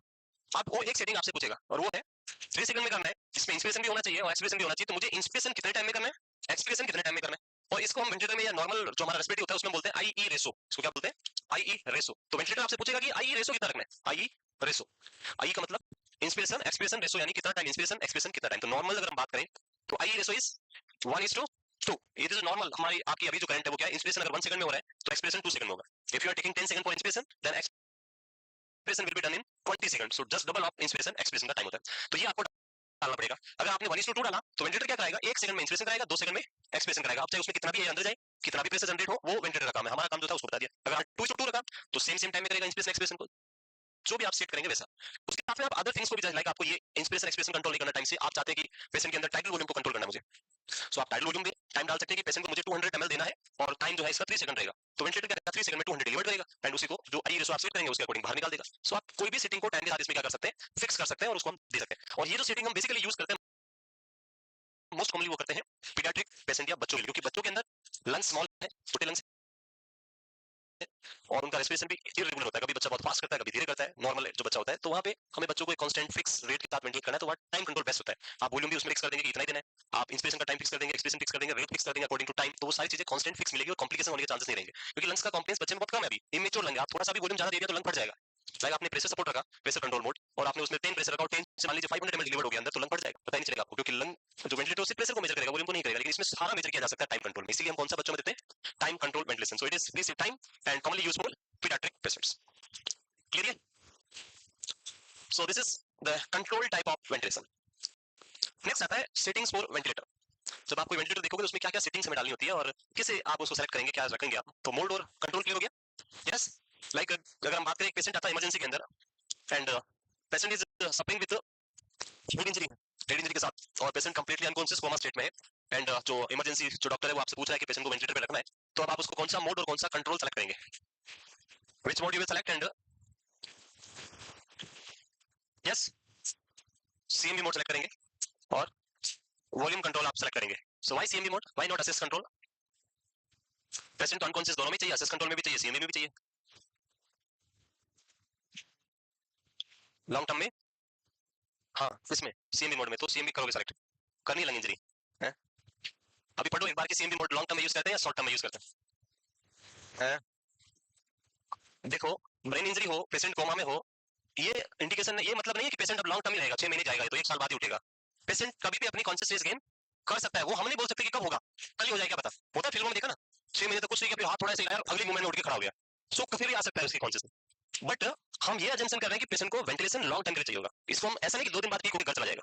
सो लॉन्ग टर्म वेंटिलेशन जब भी हम करेंगे, लाइक वो इमरजेंसी में रहेगा, उसको आईसीयू केयर देनी पड़ेगी, आईसीयू भेजना पड़ेगा, वो न्यूरो आईसीयू में रहेगा, सो वहां पे हम असिस्ट कंट्रोल मोड के साथ जाएंगे, ना कि सीएमबी मोड के साथ में, क्योंकि CMV mode produces more complication compare to the assist control. चलिए ओके, एक और क्वेश्चन आपके लिए है, कौन बताएगा आप, पूछ लें, बताओ फिर, कोई भी बोलेगा नहीं, आंसर क्या होगा। ये जितने भी क्वेश्चन है ये प्रीवियस ईयर के क्वेश्चन है जो पूछे गए थे अभी तक, जो पुराने पेपर्स होते हैं ना वहीं से कॉपी किए मैंने, तो आपको इनका मीनिंग आना चाहिए, not only not set other exams में भी कभी पूछेंगे तो वही है, सारे वेंटिलेटर के रिलेटेड है, क्या लगता है।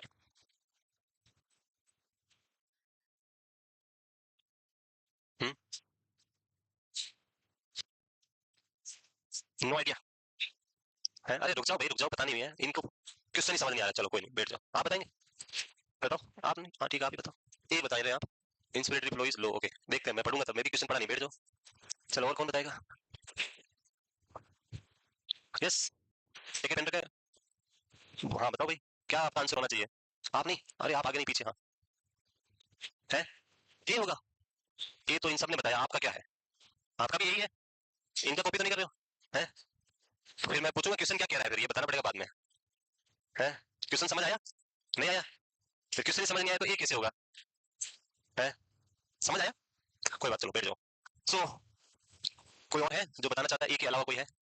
सी है, टाइटल वॉल्यूम इज लो। आप कुछ कंफर्म करेंगे? अरे रुक जाओ यार, बी सी पता नहीं। क्वेश्चन समझ आया? आपको अगले टेस्ट में टॉप करना है इसलिए पूछ रहा हूँ मैं, बाद में बताओ क्या आएगा आंसर। नहीं आया तो मैं क्वेश्चन पढ़ूंगा अभी, आपको बताएंगे, इनको भी समझाएंगे क्वेश्चन है। सी लग रहा है, ए और सी में लग रहा है, यानी बी और डी को हटा दे। 50-50 लगाए। चलो क्वेश्चन क्या कह रहा है सुनो, सुनो क्या कह रहा है। Immediately after initiating volume control ventilation and inverse IE ratio is noted. Inverse I से पहले हम जाते हैं आई पे। So IE ratio is 1:2, this is normal IE ratio. अब मैं इसमें आता हूं इनवर्स आईई, इनवर्स मींस उल्टा। सो ये आईई जो रेशो था नॉर्मल जो था उसका अभी क्या हो गया है, उल्टा हो गया, 2:1 हो गया। पहले 1:2 था, अब क्या हो गया 2:1 हो गया। Noted. Which of the following does this indicate, कौन सी कंडीशन में ये पॉसिबल है? चलो अब देखो क्या होगा। हमने यहाँ पे टाइम लगाया, आई रेशो फिक्स किया, जस्ट एग्जांपल 3 सेकंड आपने रखा। कितना रखा? 3 सेकंड। और अगर बड़ा रखना है तो 30 सेकंड मान लो, 30 सेकंड रखा। साइलेंट हो जाओ, 30 सेकंड रखा आपने।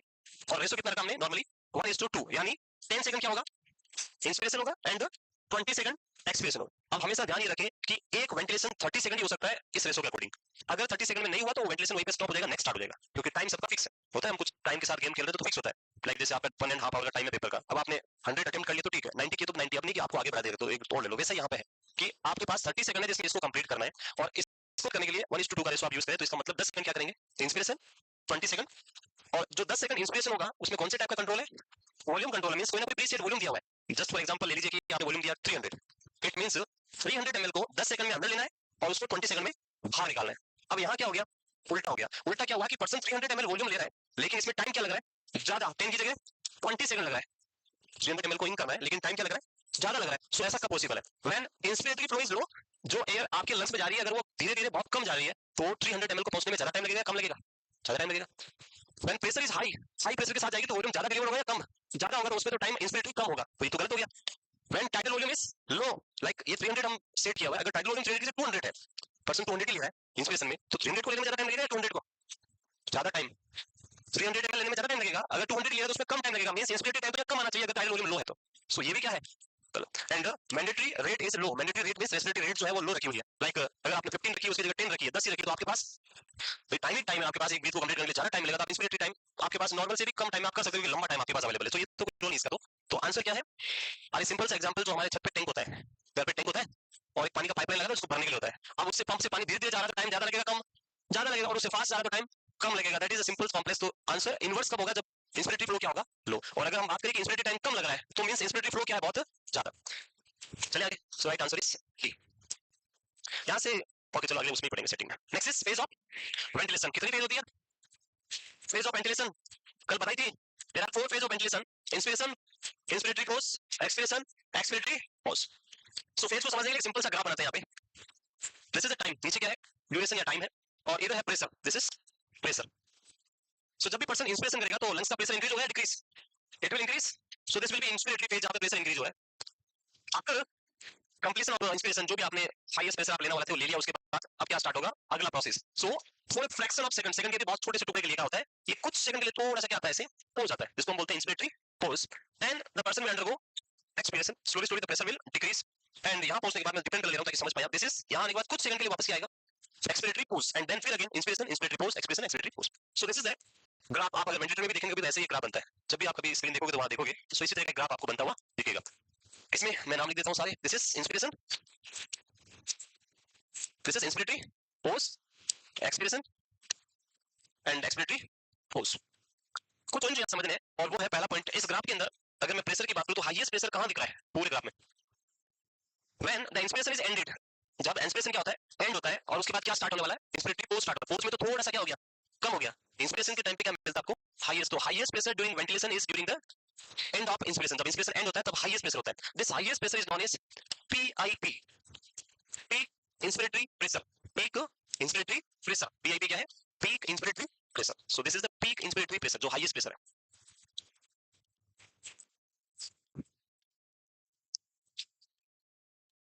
पीओपी का क्लिनिकल इंपॉर्टेंस है, जो आप जब क्लिनिकल सेटिंग में जाएंगे तब आप इसको, डॉक्टर जब आपने कभी अगर वेंटिलेटर के पेशेंट पे काम किया है तो वेंटिलेटर देखते हैं, स्क्रीन देखते हैं डॉक्टर आके, और आते ही आपसे पूछते हैं सक्शन कब किया, फिर आप बोलते हैं अभी तो किया है, और अभी तो पता नहीं कब किया था। लाइक एक कॉमन ट्रेंड होता है, लाइक आईसीयू में और जब हम काम करते हैं, जो ऐसे कॉमन स्टाफ हो जाता है ना, एक ही जैसे वीट स्टाफ हो जाता है, तो क्या करते हैं, वेंटिलेटर वाले पेशेंट आप सक्शन करोगे या नहीं करो उससे ज्यादा फर्क नहीं पड़ता, क्योंकि ट्यूब इतनी बड़ी है, नहीं भी करोगे तो भी फोर्सफुली अंदर भेजेगा। वेंटिलेटर मशीन का काम है देना ही है, मैंडेटरी देना ही है, उसका काम है 100% कंट्रोल करना, उसको फोर्सफुली भेजना पड़ेगा अंदर। सो देगा बेचारा, क्या करेगा, भले उसको ज्यादा पावर लगाना पड़ रहा है। सो जब हम सक्शन निकलेंगे, लाइक नाइट ड्यूटी में आपने सक्शन किया और मॉर्निंग वाले को बोल दिया कि बस जस्ट अभी किया ही था, बाकी आप देख लेना। मॉर्निंग वाला सोचता है ठीक है अभी इसने किया ही है तो फिर क्या करना है, तब तक 6 घंटे निकल गए, और फिर वो इवनिंग वाले बोलता है बस जस्ट थोड़ी देर पहले ही कुछ था नहीं, बाकी आप देख लेना। और इवनिंग वाला उसी नाइट वाले को बोल रहा होता है कि बस थोड़ी देर पहले मैंने चेक किया, बाकी आप रात में एक बार देख लेना। और ऐसे करते 5 दिन निकल गए और सक्शन किया ही नहीं पेशेंट का। डॉक्टर आते ही उसको देखा और बोला सक्शन कब किया, तो बोलता है अभी जस्ट किया ही था बस। और तो वो क्लिनिकली कैसे पता चलता है कि सक्शन नहीं किया। सो जब हम सक्शन नहीं करेंगे तो जो एयरवे है, ट्यूब है, जो भी ट्यूब है ट्रेकोस्टोमी ट्यूब, उसमें सक्शन डिपॉजिट होगा सिक्रेशंस, और वो ट्यूब नैरो होती जाएगी। और जब ट्यूब नैरो हो जाएगा तो उस नैरो ट्यूब के अंदर आप जब लाइक एक बलून है उसको फूक मार के इन्फ्लेट करना, और एक जो टायर का ट्यूब होता है उसमें फूक मार के इन्फ्लेट करना, किसमें पावर ज्यादा लगेगा, आपका इंस्पिरेटरी प्रेशर हाई कब, आपको कब लगेगा, फील कब होगा, जब आप पावर नेरो जो ओपनिंग है उसमें से एयर पुश करेंगे तो बहुत पावर लगाना पड़ता है। सो सेम थिंग, जब वेंटिलेटर एक क्लीन एयरवे से एयर को पुश करेगा तो उसका इंस्पिरेटरी प्रेशर जो क्या रहेगा, नॉर्मल या जो लेवल है उसी पर रहेगा। लेकिन जब ल्यूमन नेरो हो गया और उसमें से जब एयर पुश करेगा तो उसको पावर ज्यादा लगाना पड़ेगा, एंड पर्सन जो भी वो वेंटिलेटर है वो फील करेगा हाई या पीक इंस्पिरेटरी प्रेशर जो है वो ज्यादा मिलेगा। सो वेंटिलेटर की स्क्रीन के ऊपर वहां क्लियरली लिखा होता है पीक इंस्पिरेटरी प्रेशर हाई, उसी को देख के वो बोलते हैं कि आपने कब सक्शन किया, और नहीं किया तो सक्शन करते ही वो वापस नॉर्मल हो जाता है। तो पीआईपी अगर हाई आ रहा है मतलब कहीं ना कहीं एयरवे में क्या रखा है, ऑब्स्ट्रक्शन ल्यूमन नेरो है, चाहे किंकिंग की वजह से हो सकता है, सिक्रेशन की वजह से हो सकता है, या और कोई भी रीजन जिसकी वजह से ऑब्स्ट्रक्शन हो सकता है, वो किसका इंडिकेट करेगा, पीआईपी को हाई करेगा। क्लियर, क्लियर है, चलिए वेरी गुड, समझते बहुत जल्दी वहां। Second thing, this PIP is also known as plateau pressure, plateau pressure, इसी को हम क्या बोलते हैं, पीएलटीईयू, यू है ये लास्ट में ना, प्लेटियो pressure. So this is the same, प्लेटियो pressure is the peak inspiratory pressure, PIP. Clear, okay. एक क्वेश्चन और था जो पूछा था कि एक पेशेंट को आप वेंटिलेट कर रहे हैं एंड उस पर्सन के पास जो इंस्पिरेटरी टाइम है वो इनसफिशिएंट टाइम है, person is having insufficient inspiratory time, तो आप उसको सफिशिएंट कैसे बना सकते हैं, by increasing tidal volume, by increasing flow, inspiratory flow, by increasing rate, और all all of the above. So inspiratory time अगर इनसफिशिएंट मतलब उसको इंस्पिरेटरी करने में जो टाइम लग रहा है वो ज्यादा लग रहा है, नॉर्मली आपने 10 सेकंड रखा लेकिन 20 सेकंड ले रहा है, मतलब फ्लो क्या है, सो आप लोग को क्या करो, बढ़ा दो, इंस्पिरेटरी टाइम ऑटोमेटिकली क्या हो जाएगा, ऑटोमेटिकली बढ़ जाएगा। या फिर कभी कभी ऐसा आता है कि person is having insufficient expiratory time, expirate करने में उसके पास टाइम नहीं बच रहा है, सारा टाइम किसने खा गया, इंस्पिरेशन खा गया, तो क्या करेंगे, तो इंस्पिरेशन को जल्दी कराओ तो पीछे टाइम ज्यादा बचेगा, इंस्पिरेशन जल्दी कब होगा, फ्लो को बढ़ाने से। सो टाइडल वॉल्यूम नहीं बढ़ाना है, टाइडल वॉल्यूम तो वही रहेगा हमेशा, इंस्पिरेटरी टाइम डिक्रीज करने के लिए या एक्सपिरेटरी टाइम को इंक्रीज करने के लिए हमें क्या करना है, फ्लो जो है इंस्पिरेटरी फ्लो उसको क्या कर दो आप इंक्रीज कर सकते हैं। तो ये क्लियर हो गया, ओके। इसमें भी कुछ ऐसा ही बना होगा, ग्राफ देखते हैं। पीआईपी आया कुछ समझ में, अगर पीक इंस्पिरेटरी प्रेशर आ रहा है तो क्या चेक करना है, कहीं ना कहीं ल्यूमन नेरो है, ऑब्स्ट्रक्शन फाइंड आउट करना है। So this is the graph, so ये this is high pressure inspiratory flow, peak pressure, then ये पोज, देन उसके बाद एक्सप्रेशन एंड देन पोज, बना लिया, यही सेम ही है। Next, ventilator setting. तो जब भी आप वेंटिलेटर देखोगे, एक वेंटिलेटर को ऑन करेंगे, अपनी उसका स्विच ऑन करेंगे, जैसे हम वेंटिलेटर ऑन करते हैं वो कुछ सेटिंग्स आपसे पूछता है। वेंटिलेटर सबसे पहले क्या पूछता है, वेंटिलेटर नाम क्या है आपका, what the ventilator ask you, so patient detail तो ओके, वो is not part of ventilation, it's part of record, वो रिकॉर्ड तो ठीक है, वो तो रखना ही है, आपका काम है। तो हम बात करें रिलेटेड टू वेंटिलेशन। सो जब भी हम वेंटिलेटर ऑन करेंगे, द मोस्ट इंपोर्टेंट थिंग जो सबसे पहले आती है वो आता है आपके पेशेंट में, जो हम स्क्रीन पे देख रहे हैं, that is tidal volume. But ventilator tidal volume नहीं पूछता है, आजकल जो वेंटिलेटर्स आते हैं वो एक्स्ट्रा इंटेलिजेंट वेंटिलेटर्स होते हैं, और वो आपको टाइडल वॉल्यूम ना पूछ के वो पूछेंगे कि what is the weight of the patient and what is the sex of the patient, patient is male और पेशेंट इज फीमेल। और ये पूछने का रीजन है क्योंकि जो टाइडल वॉल्यूम डिटरमाइन होता है वो वेट के बेसिस पे होता है, मेल और फीमेल और वेट। आपका वेट कितना पर केजी के हिसाब से होगा, प्लस मेल है तो थोड़ा ज्यादा होता है और फीमेल है तो थोड़ा कम होता है, तो वो वेट डालते ऑटोमेटिकली टाइडल वॉल्यूम दे देगा आपको, आपको उसको कैलकुलेट करने या लगाने की जरूरत नहीं होगी। तो वेट पूछेगा आपसे, सेक्स पूछेगा, देन उसके बाद अगर आप उससे सेटिस्फाई नहीं हो तो आप अपने हिसाब से भी टाइडल वॉल्यूम कम ज्यादा कर सकते हैं। उसके साथ में नेक्स्ट जो आता है वो पूछेगा मोड, आप किस मोड के साथ जाना चाहिए, कंट्रोल मोड, एसआईएमवी मोड और सपोर्ट मोड, तो आप उसमें से सेलेक्ट कर लेंगे। जैसे मोड सेलेक्ट किया देन वो पूछेगा control type, PCB VCB TCB, तो आप उसमें से सेलेक्ट कर देंगे। एंड साथ में अगर आपने एसआईएमवी मोड या फिर सपोर्ट मोड सेलेक्ट किया तो पूछेगा प्रेशर सपोर्ट कितना रखना है, जो हमने बात किया था, आईपीएफ में कितना रखना है, ईपीएफ में कितना रखना है, वो सारा पूछेगा। फिर उसके साथ में कुछ और सेटिंग, जैसे एक रेट पूछेगा फ्रीक्वेंसी की, कितने रेट से मुझे रेस्पिरेशन देना है पर मिनट, 10 20 25 कितना रखना है, वो आपको डालना पड़ेगा। कुछ और सेटिंग्स जो है जैसे हम बात करेंगे अभी, वन इज पीप जो यहाँ पे पूछता है, तो पहले वन बाय वन चलते हैं। Tidal volume, so what is tidal volume, tidal volume is an amount of air which is taken during inspiration, जो आपने लिया है और वही वापस बाहर आएगा, that amount of air is known as tidal volume. Normally the amount of the tidal volume is near by 7 to 8 ml per KG, this is the amount of air. Normally अगर हम बात करें तो एक इंडिविजुअल का जो tidal volume है वो डिटरमाइन होता है उनकी वेट के ऊपर, 7 to 8 ml, and normal adult का वेट कितना होता है 70 KG, multiply by 7, it will be near by 490 ml, और इसको हम नॉर्मली कितना लिखते हैं 500 ml, that's why it is 500 ml tidal volume. तो normal tidal volume is 7 to 8 ml per KG. अब किसी का वेट 30 केजी होगा तो उसमें 500 नहीं होगा, वहां पे कम हो जाएगा, सो इसके अकॉर्डिंग हम सेट करते हैं। तो in the normal, it is the normal volume of air displace between normal inhalation and exhalation. But एक इंपॉर्टेंट जो नीचे लिखा है कि जब एक्स्ट्रा एफर्ट अप्लाई, ऐसा नहीं कि बोला कि टाइडल वॉल्यूम चेक करें तो आप ज्यादा डीप ब्रीथ करने लगे, सो टाइडल वॉल्यूम क्या आएगा, रॉन्ग आएगा। सो टाइडल वॉल्यूम मींस जब हम नॉर्मल, अभी आप इधर फोकस से ब्रीथ कर रहे हैं उस टाइम जो एयर ले रहे हैं विदाउट आपका गेन नहीं किया कॉन्शियसनेस उस टाइम, तो that is tidal volume without any extra effort. It is in healthy, इतना बड़ा नहीं लिखना है, सिंपल सा लिखना है। क्या है एडल्ट में कितना होता है 7 to 8 ml पर kg, बस इतना सा लिखना है, ये कुछ नहीं लिखना है, लाइन पता नहीं क्या लिखी है। So this is the tidal volume, ये तो कर लेंगे सेट इजीली, इसमें कोई प्रॉब्लम नहीं। सो कभी कभी एग्जाम में क्या होता है कि एक पेशेंट डिटेल्स देते हैं कि एक पेशेंट जिसका वेट 55 kg है और वो ट्रॉमा में आता है, उसको ये प्रॉब्लम है, तो आप उसको कुछ सेटिंग्स पूछते हैं। Option number A tidal volume 500, rate ये बी में टाइडल वॉल्यूम 300, सी में टाइडल वॉल्यूम 400, तो आपको सेलेक्ट कर देखना है कि इस पेशेंट के लिए कितना टाइडल वॉल्यूम हम रखेंगे, कौन सा वाला ऑप्शन करेक्ट है। तो हम वन बाय वन पढ़ेंगे, फिर मैं आपको ऑप्शन एक क्वेश्चन दूंगा जिसमें आपको सेलेक्ट करना है कि कौन सी सेटिंग इस पेशेंट के लिए सही है। टाइडल वॉल्यूम के बाद आता है रेट। टाइडल वॉल्यूम का यहाँ वो नहीं लिखा है, सो जब आप वेंटी में जाएंगे तो वहां पे मोस्ट कॉमनली वीटी लिखा होता है, या फिर कुछ वेंटिलेटर में टीवी भी लिखा हुआ हो सकता है, दोनों एक ही है, वीटी या फिर टीवी दोनों एक ही है, सिंबल फॉर टाइडल वॉल्यूम। वो करें next. Second is rate. Rate is rate of respiration breathing. तो ये तो आई थिंक रेस्पिरेशन लिखने है, इसको लिखने की आई थिंक जरूरत नहीं पड़ेगी किसी को। रेट जो होती है रेस्पिरेशन रेट, वो वेंटिलेटर में दिखाते हैं एफ से, एफ फॉर फ्रीक्वेंसी। तो वेंटिलेटर में फ्रीक्वेंसी बोला जाता है रेस्पिरेशन की रेट को, और it is normally 12 to 20 breath per minute. This is the rate of normal respiration. So we will start with 12, normally हम 12 से स्टार्ट करते हैं, तो 12 to 20 breath per minute, this is the rate.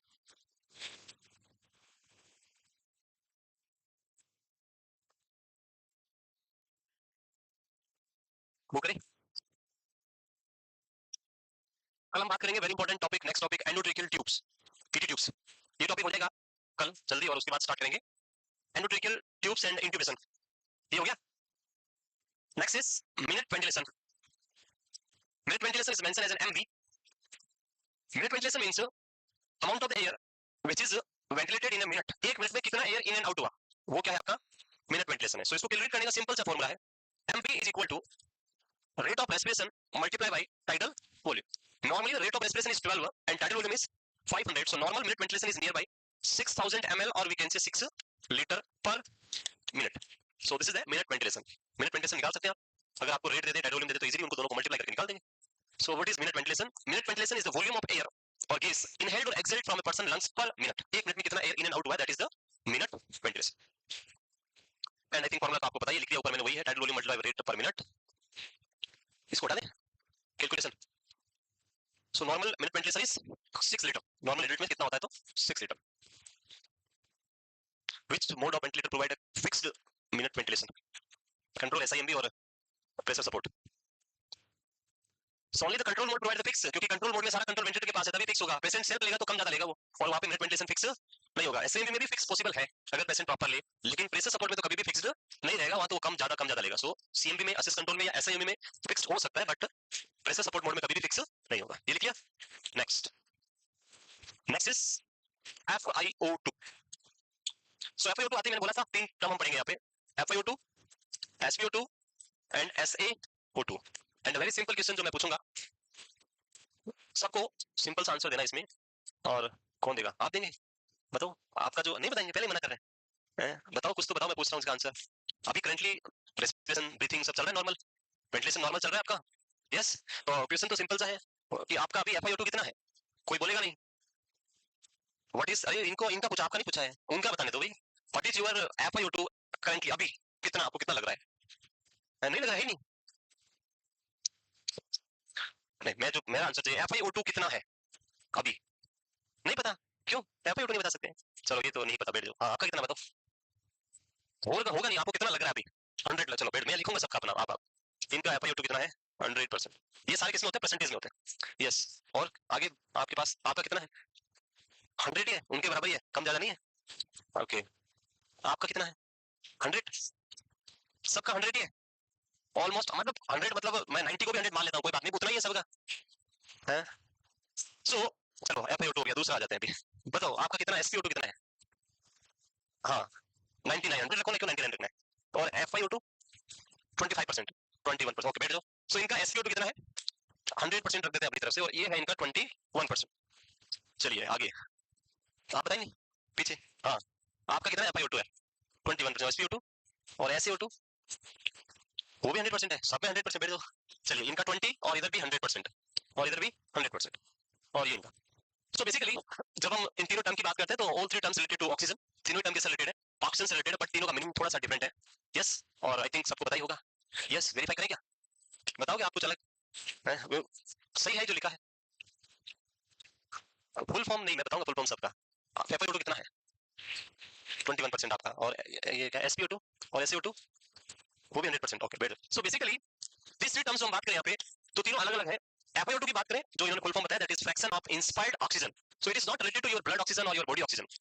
FiO2 का meaning होता है जो आप एयर इनहेल कर रहे हैं उसमें एयर में कितना परसेंटेज ऑक्सीजन है, the percentage of oxygen in air which you are inhaling, जो आप इनहेल कर रहे हैं उसमें कितना परसेंट एयर है उसको हम क्या बोलते हैं, FiO2। एंड नॉर्मली जो मैं इनहेल कर रहा हूँ आप इनहेल कर रहे हो वो हम इन्वायरमेंटल एयर इनहेल कर रहे हैं, और इन्वायरमेंट में जो ऑक्सीजन है वही मैं ले रहा हूँ वही आप ले रहे हैं। इट मींस जो स्पॉन्टेनियस नॉर्मल ब्रीथ कर रहा है everyone has the FiO2 is 21%, सबका FiO2 कितना है 21, समझ गए। FiO2 it's the fraction of inspired oxygen which indicate the percentage of oxygen present in environmental air, और जो आप आर्टिफिशियली अगर वेंटिलेट करें तो जो एयर जा रही है उसमें कितना परसेंट है वो FiO2 होगा। सो नॉर्मली हमारी बात करें हम सब स्पॉन्टेनियस पे तो कितना लेते हैं 21। पेशेंट किस पे आ गया है वेंटिलेटर पे, और मैंने बोला था वेंटिलेटर में हम कहां तक दे सकते हैं 100% तक जा सकते हैं। सो जो किसी ने क्वेश्चन पूछा था हम कितना रखेंगे, हाँ तो जो कितना रखेंगे वो डिपेंड करता है पेशेंट की कंडीशन पे। नॉर्मली 21% तो वैसे ही नॉर्मल होता है, तो इससे कम होगा नहीं कभी, इससे हमेशा क्या होगा ऊपर। So in ventilator we always start with 40% minimum, 40% minimum रहते हैं। अगर 40% पे आपका SpO2 अबव 90 नहीं आता है then we will increase it according to the SpO2। So आप 50 जा सकते हैं, 70 जा सकते हैं, मैक्सिमम 100 भी जा सकते हैं। So this is depend on patient condition. So you clear, FiO2 it can be from 0 to 100%, और ये ब्लड की ऑक्सीजन नहीं है, ये एयर में कितने ऑक्सीजन है उसका परसेंटेज है। SpO2 is the situation of the partial saturated pressure, या we can say partial oxygen जो है उसका सैचुरेशन या परसेंटेज हम बोल सकते हैं, सैचुरेशन ऑफ पार्शियल ऑक्सीजन। और SaO2 का मतलब होता है saturation of arterial oxygen. So दोनों में जो डिफरेंस है वो है one is non invasive and second one is invasive. If you are going for non invasive measurement of oxygen percentage in our blood then it is known as SpO2, and if you are going for invasive that is known as SaO2। non invasive is the SpO2 pulse oximetry जो हम use करते हैं, that is non invasive। बात जो लगाते हैं इधर तो उससे जो आएगा उसको हम बोलेंगे SpO2 saturation of partial oxygen, and it is always above 90% to 100%, और मिनिमम नॉर्मली हम 92 to 100 लेते हैं। सो above 90 to 100 इज नॉर्मल, अगर उससे बिलो है तो कहीं ना कहीं पेशेंट में ऑक्सीजन की डेफिशिएंसी है। SaO2 is the situation of arterial oxygen, जिसके लिए हम क्या करेंगे आर्टीरियल पंक्चर करके ABG सैंपलिंग करेंगे, एंड उसके थ्रू हम चेक करेंगे ब्लड में कितना ऑक्सीजन है, and that should be more than 95। अभी थोड़ी देर पहले पढ़ाया था मैंने क्राइटेरिया फॉर विनिंग, जिसमें हमने लिखा था PaO2 कितना था 60 mm of Ag means 60%, so it should be 60 to 100 normally. जो SaO2 है वो कितना होना चाहिए above 60 to 100, that is the normal SaO2। तो ये है तीनों वैल्यू। अब हम किसकी बात करेंगे only FiO2। so FiO2 is the fraction of inspired oxygen, is the concentration of oxygen in the mixture or gas mixture। the gas mixture at room air has a fraction of inspired oxygen is 21, अभी जो है 21% है। आइए ये तो हमने पहले लिख लिया था, ये तो लिख लिया था पहले। चलिए नेक्स्ट,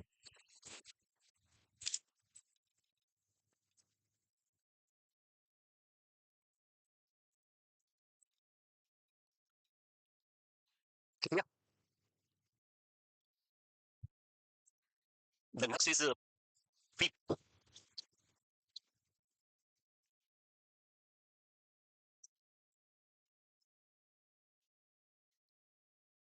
वो करें,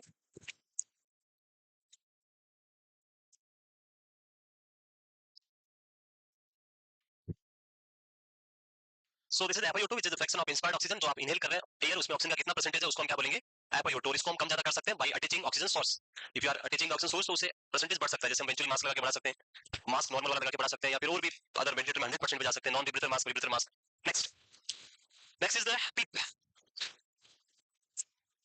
सो PEEP की बात करें, what is PEEP, don't tell me full form of PEEP, what is PEEP। So normally अगर हम बात करें तो व्हेन यू आर इनहेलिंग और एक्सहेलिंग, एक्सहेल करते हैं, एक्सहेल करने के बाद में फोर्सफुली एक्सहेल करते हैं, फोर्सफुली एक्सहेल करने के बाद में भी वो जिसमें जितना दम है वो लगा लो, जितना निकाल सकते निकाल लो, बोलते हैं ना मामा में वो दम है तो लगा के कितनी कर सकता कर ले, जितना निकाल सकते हैं एयर बाहर निकाल दो। स्टिल आफ्टर जितना दम है लगाने के बाद में भी a little bit amount of air remain inside the lungs alveoli, that is known as residual volume। इसको हम क्या बोलते हैं residual volume, and the normal residual volume is nearby 1200 ml, that is a normal residual volume। so जब एक volume lungs के अंदर present रहेगा, वॉल्यूम रहेगा 1.2 लीटर एयर रहेगा, तो उससे क्या जनरेट होगा, प्रेशर होगा या नहीं होगा। अरे टायर में हवा भरेंगे तो प्रेशर आएगा, वैसे लंग्स में वॉल्यूम प्रेजेंट है तो उसमें क्या जनरेट होगा pressure. So the pressure which is exerted on the wall of the alveoli with this residual volume, that pressure is known as PEEP। उसी प्रेशर को हम क्या बोलते हैं PEEP, positive and expiratory pressure. आप एक्सप्रेशन एंड होने के बाद में पॉजिटिवली लंग्स में कितना प्रेशर बच जाता है, फोर्सफुली जितना भी कर सकते हैं उतना करने के बाद में, और वो किस पे डिपेंड करेगा रेजिडुअल वॉल्यूम पे। If the residual volume is more then PEEP will also more, if residual volume is less then PEEP will also less। so PEEP is depend on, ये हम PEEP नॉर्मल एडल्ट की बता रहा हूं मैं, आपकी और मेरी बात वेंटिलेटर की हम अभी बात करेंगे, ये किसके लिए बात कर रहे हैं नॉर्मल एडल्ट की। अगर हम बात करें नॉर्मल एडल्ट तो यहाँ पे PEEP किस पे डिपेंड करता है residual volume, and I think residual volume क्या होता है समझ गए। फोर्सफुली एक्सपिरेशन एंड होने के बाद में जो अमाउंट बच जाता है उसको हम बोलते हैं रेजिडुअल वॉल्यूम, एंड उसके थ्रू जो प्रेशर जनरेट होगा लंग्स में उसी को हम क्या बोलेंगे, पी। अगर हम वेंटिलेटर की बात करें तो इट इज अ मशीन। ये क्या है, मशीन है, इसके पास ऐसा कोई ब्रेन नहीं है। इसको आपने बोला इंस्पिरेशन करना है 500 ml, फिर एक्सपिरेशन करना, तो ये 500 ml अंदर डालेगा, 500 ml बाहर निकाल देगा, अंदर क्या कर देगा, जीरो। और जीरो होने से कुछ प्रॉब्लम्स हो सकती है। जीरो हो जाएगा तो पीक जीरो हो गया तो प्रॉब्लम होगा, पहला कि सारी एलोलाई क्या हो जाएगी, कोलैप्स, चिपक जाएगी सारी, और उसको इन्फ्लेट करने में वेंटिलेटर तो कर देगा, एक नॉर्मल जब सेल ब्रीथ करेगा तो बहुत प्रॉब्लम आएगी। सेकंड थिंग, जो पर्सन का वेंटिलेशन है, परफ्यूजन जो है, गैस एक्सचेंज जो है वो अफेक्ट होगा, वो डिक्रीज हो जाएगा। सो बहुत सारे इसके फैक्टर है जो हम पढ़ते हैं। तो सबसे पहले what is the full form of PEEP, तो आंसर इज इसमें लिखा है positive and expiratory pressure is the pressure in the lungs above atmospheric pressure that exist at the end of expiration. Expiration end होने पे जो बच जाता है उसको हम क्या बोलेंगे, peak pressure, positive and expiratory pressure. We will discuss this PEEP in detail in next class tomorrow. Thank you. So here